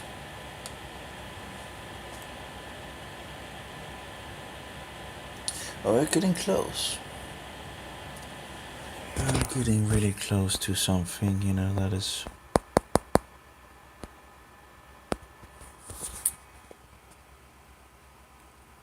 you know, it's been a long thing to get to this point.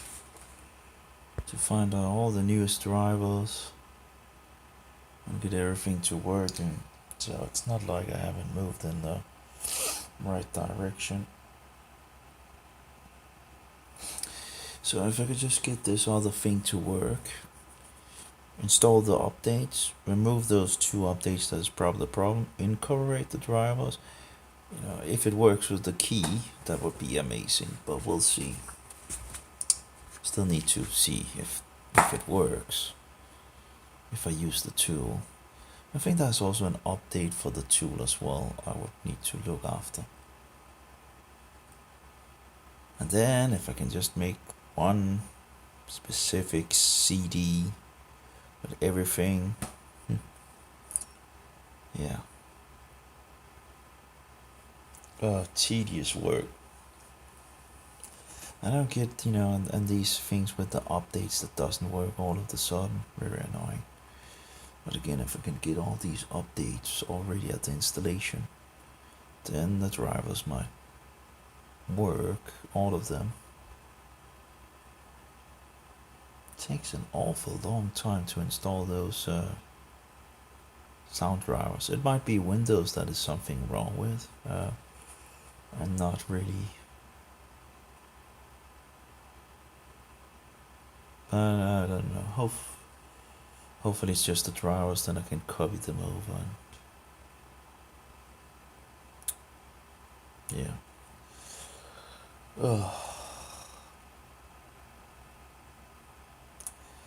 It's like incredible how big the drivers are. Like 500 megabytes for some drivers. Like how do they just blow these things up to, like, you're kidding me? Sound drivers? 500 megabyte? Do you understand how much 500 megabyte is, to what you can do with 500 megabyte? And that's just sound drivers? 500 megabyte? It's outrageous. Anyway.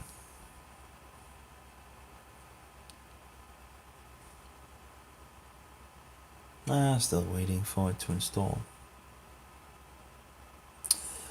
Oh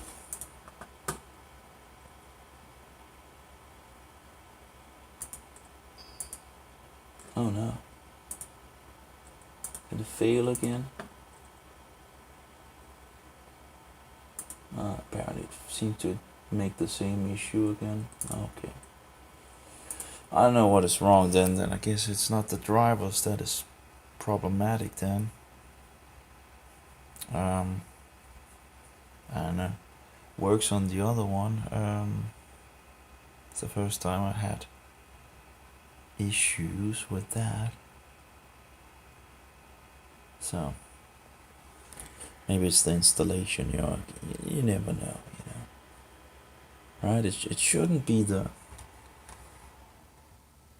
it shouldn't be different every time you do a thing in the digital world, but that's how it is. It's always different. Wait, we need to have this out. So, there we go. Yeah, but really, I should go to bed.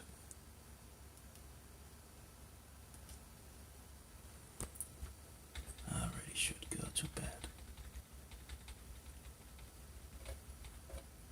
Oh yeah, that was in regards to drivers as well. We might not get the...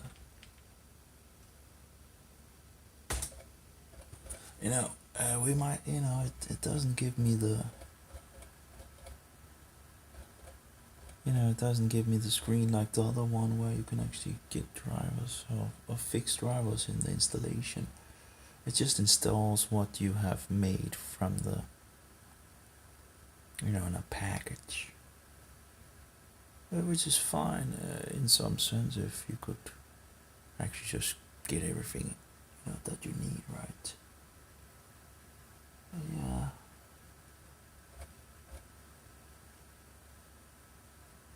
Anyway, let's see what happens. I guess the code should... Well, we'll see if the code works, Hopefully it will work.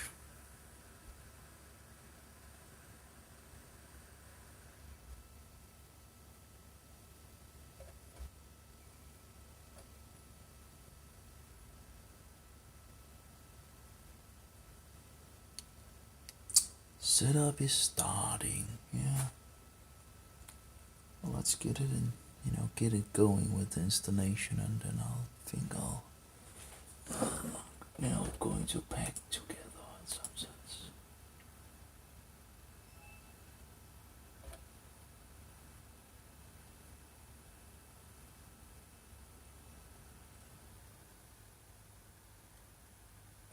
Oh yeah, I need to check the screens as well in regards of what voltage they are running at.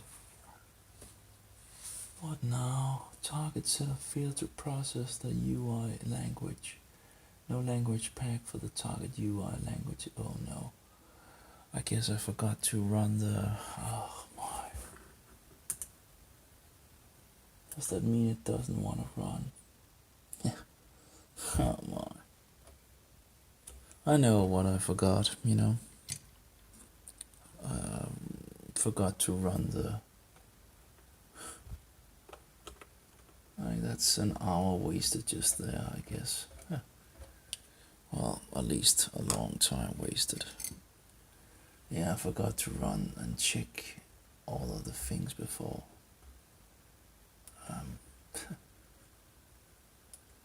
That's my own fault, I guess. The idea, of course, is to run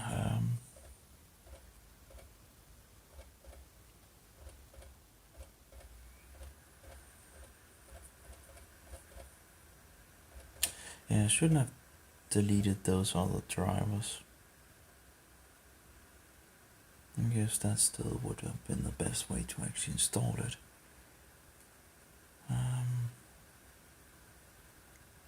And yet I stupidly deleted it. I guess I can get them extracted again from this one, I guess. Or maybe they actually still works with actually doing an installation from, yeah.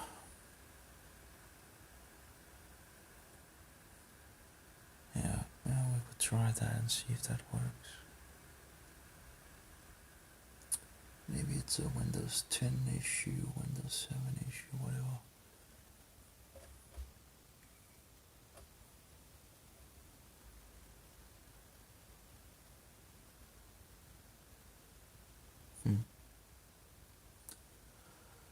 Windows is starting.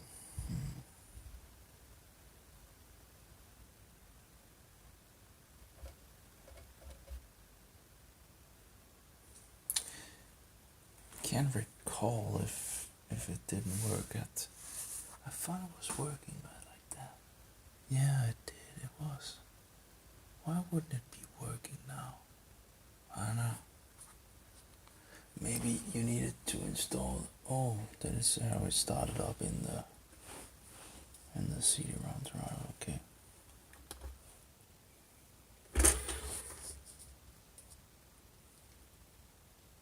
Yeah, I forgot that.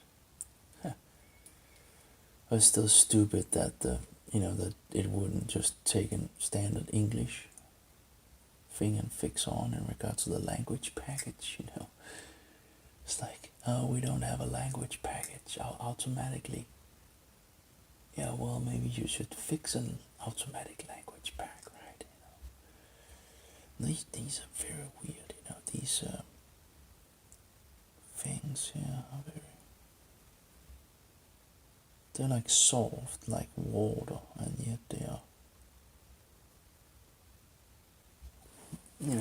apparently still. Okay, well, we're going to go into this again. Image configuration. Oh yeah, we want to try to install that other thing as well. Oh, well, anyway,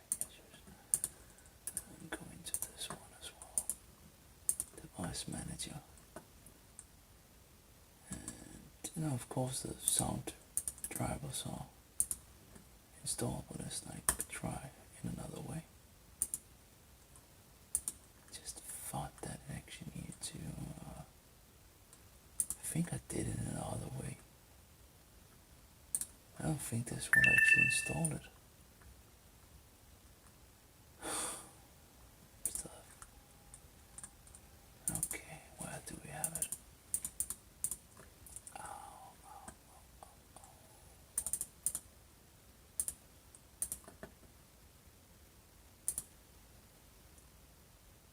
Let's see if it works.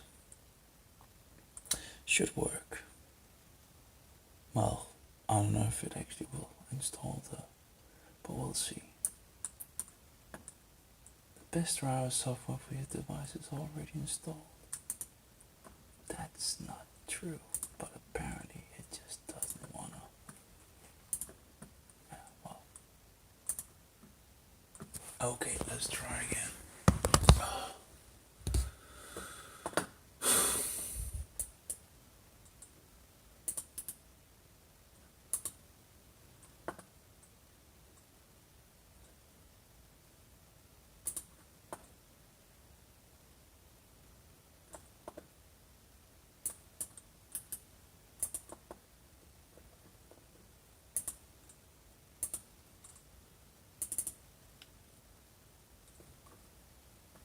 There we go. And let's validate.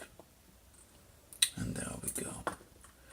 So we had like this one.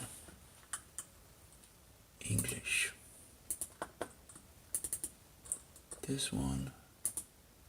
Just need to fix 2. This one needs to be fixed to 1. This needs to be fixed to 2. And this one is, we want to have as true, and then we'll run validate again, and no errors has been found. And required, whatever.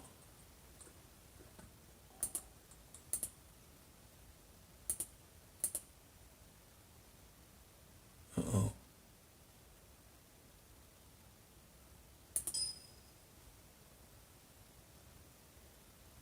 Uh-oh, now it added all the packages. That was not on purpose. Well, interesting.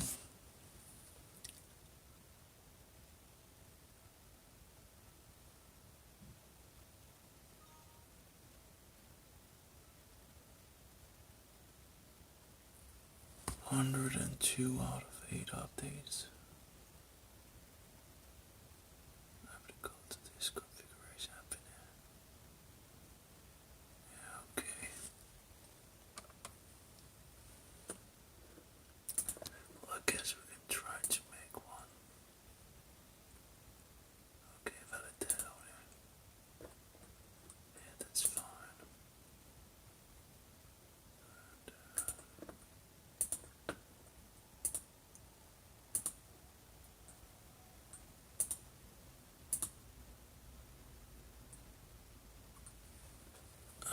Okay.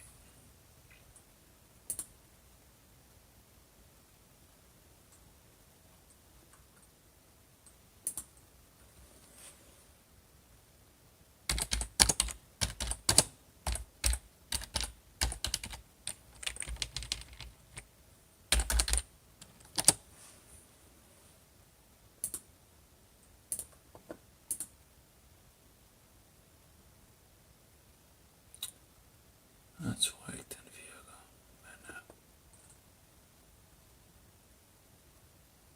Kolla spinner visst inte vad jag tror på det. Så vill jag ha en ny. Efter den här.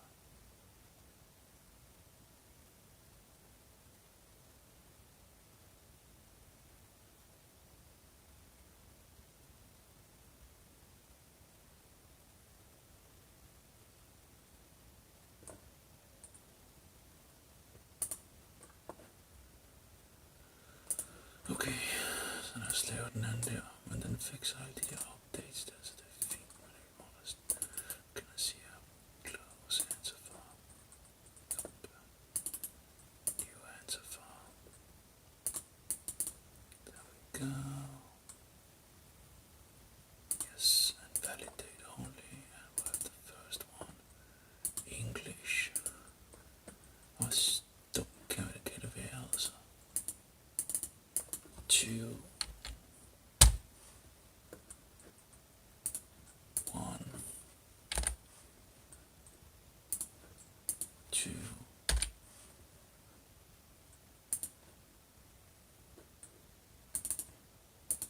and true. Good. Validate only. What is this? Okay, in. 2. Got some. Sådan där. Added applicable updates, that's interesting anyway. Okay, anyway. Create media. Make new folders. New. Oh. New.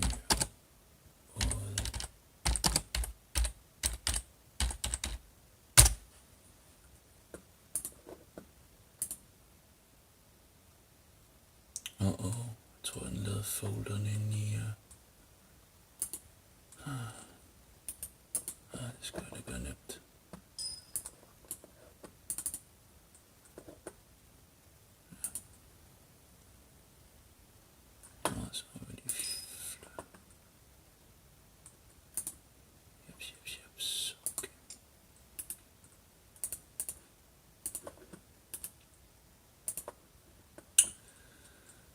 vi begynder vel at blive bedre til det, når vi nu gør det igen og igen og igen.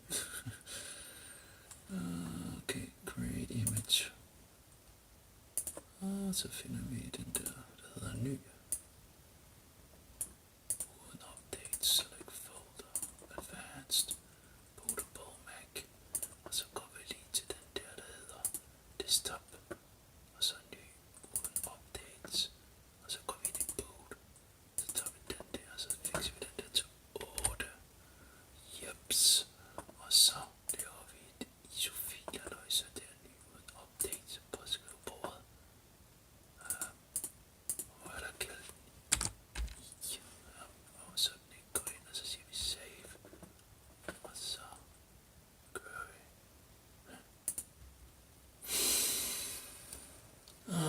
Så nemt er det, ikke? Eller noget. Do you want to use this label? Ja, fint nok, whatever. Og så begynder den at lave det OK. Og så skynder den, og så skal vi lige sætte rundt.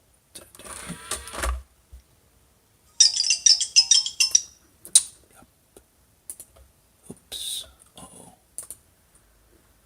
Så går vi ind i image burner igen. Og så siger vi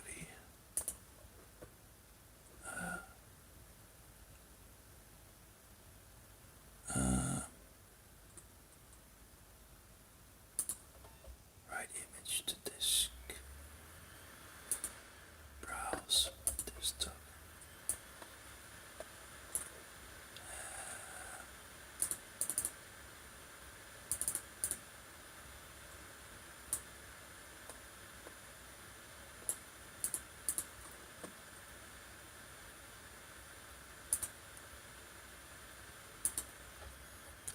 There we go. Ja. Og så skulle den være klar. Ja. Eller så tager det lige noget tid. Og så skulle man gå ind. Så håber vi. Jeg skal i seng. Jeg skal i seng. Jeg skal i seng. Jeg skal i seng.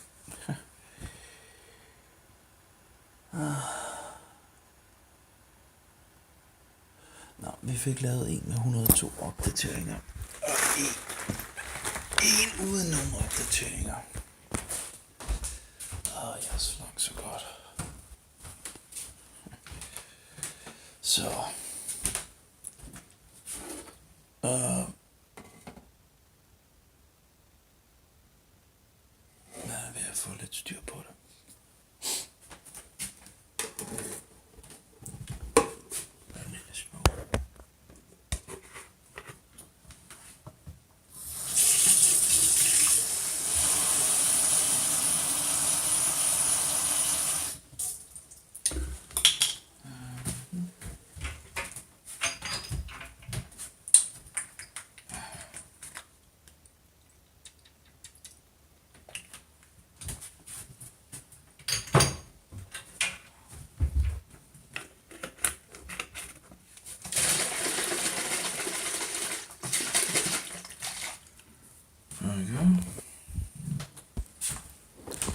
Okay.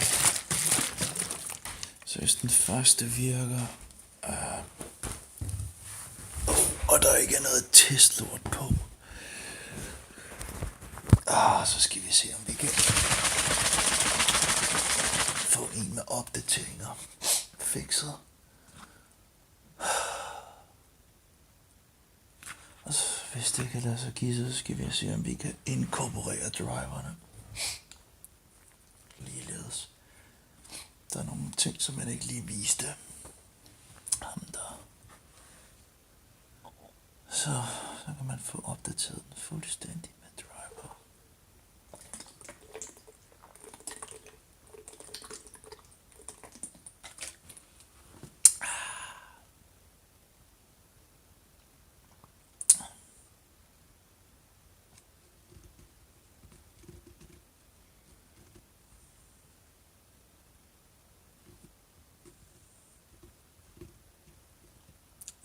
%.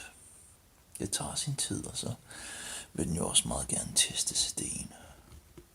Eller DVD'en. 2,7 gigabyte. Så er simpelthen så idiotisk altså, at man laver en fejl fra begyndelsen af. Når man tænker på, hvor mange skridt man skal igennem, så er det simpelthen så tåbeligt altså.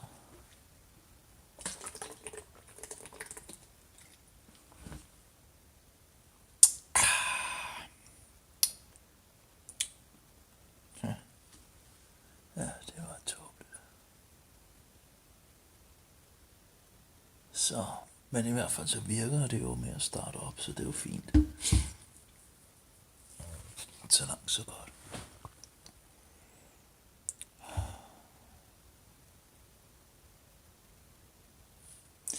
Ja, der er vel ikke nogen, der har skrevet ind på Facebook andet end at jeg er en større fejser end Paulus. Jeg aner ikke, hvad han snakker om. Altså, han er jo fuldstændig forvredet, altså.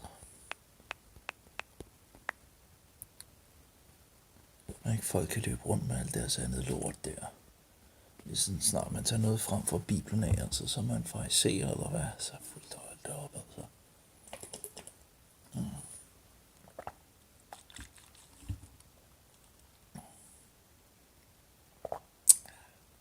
Der er en mere. Skal vi se, hvad der er i fældene.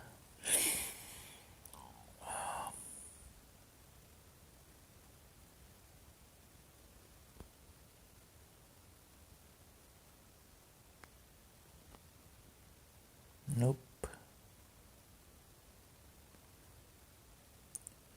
Jeg tror, jeg har set ham der før.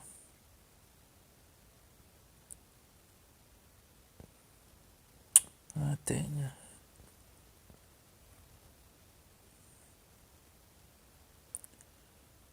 Jeg har ikke set her før. Pause? Måske ikke.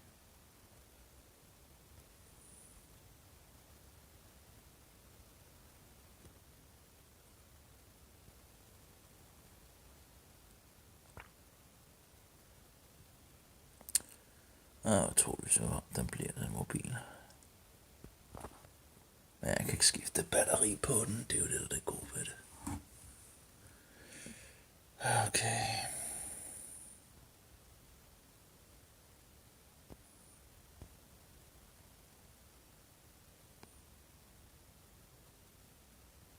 Der er ikke noget nyt, at de gjorde det.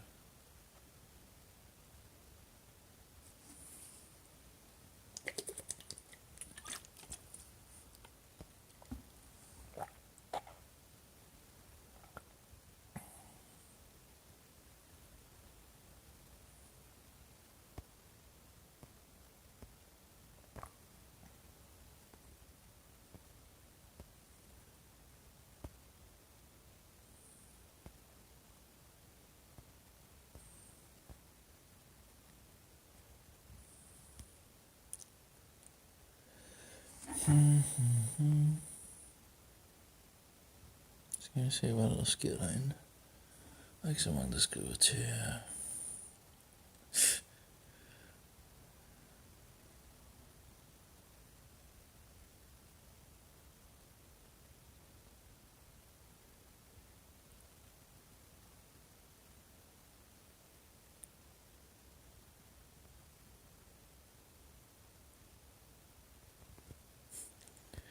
Helt væk udtalelser, som ved til mig, det er vel hyggeligt nok med de der idiotiske udtalelser.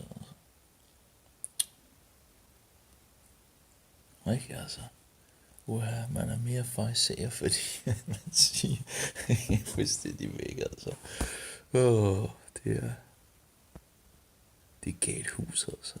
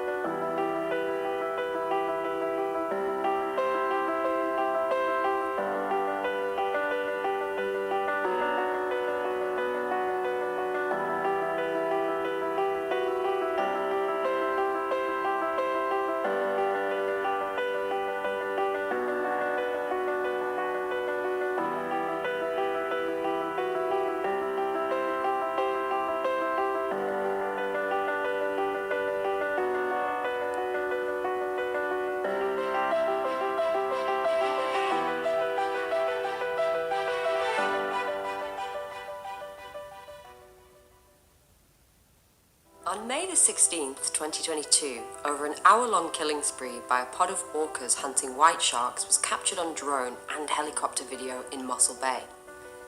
This footage provided the first direct evidence of orcas hunting white sharks in South Africa. The videos provided novel insights into orcas pursuing, capturing and incapacitating the sharks. With one predation filmed, we believe potentially 3 other sharks may have been killed, and it gave new insights into the evasive behavior displayed by the sharks. On 2 occasions, orcas approached sharks closely and slowly, while the shark, instead of fleeing, stayed close to the orca, keeping it in sight, a common strategy used by seals and turtles to evade sharks. However, orcas are social and hunting groups, which possibly renders this strategy ineffective for white sharks. The video footage confirmed that a known shark-eating specialist, locally referred to as Starboard, was part of the pod and appeared to be eating what we suspect is a large piece of shark liver at the ocean's surface. The novel footage also revealed how an orca handled and bit into a white shark at the region of the liver. We estimate that if killer whales are only eating shark livers, which we know they're not, then an adult would need to eat 1 white shark liver per day in order to survive. Before the predations, white sharks were frequently seen in Mossel Bay. However, data from a cage diving vessel and drone pilot showed that white sharks fled the area immediately after these predations, a behavior known as a flight response. Orcas, other than the infamous Port and Starboard, are hunting white sharks in South Africa. If cultural transmission, rapid learning, between orcas is occurring, it may have far wider impacts on shark populations and will need to be considered in future studies. For more information, please read our brand new paper published in Ecology, the Scientific Naturalist.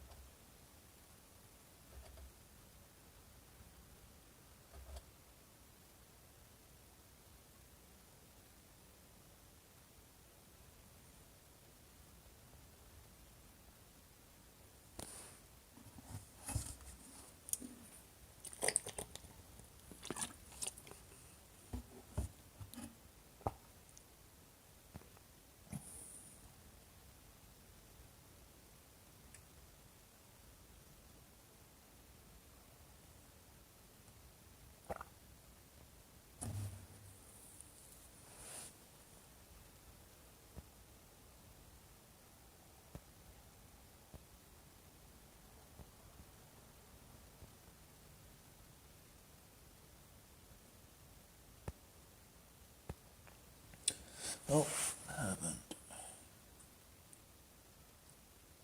Oh, it's still making its thing.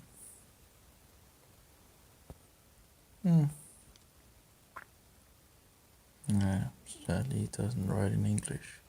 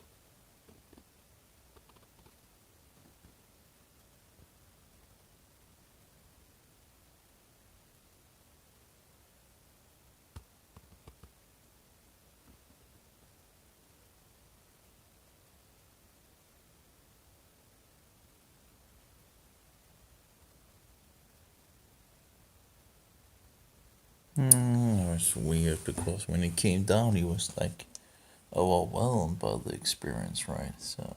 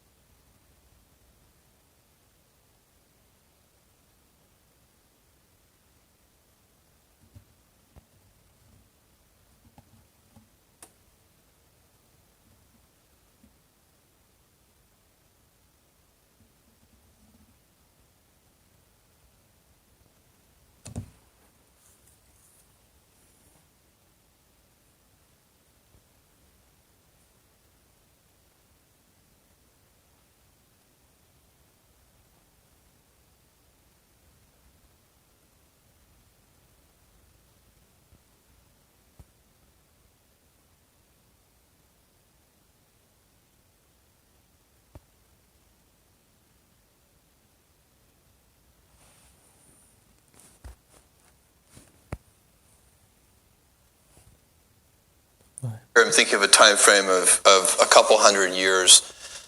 So over many decades, I believe, and I get increasing conviction with this with every passing year, the Blue Origin, the space company, is the most important work I'm doing.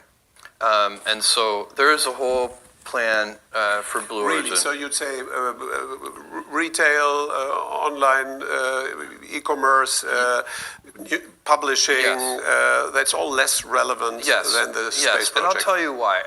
And so, first of all, of course, I'm interested in space because I'm passionate about it, and I've been studying it and thinking about it since I'm a 5-year-old boy.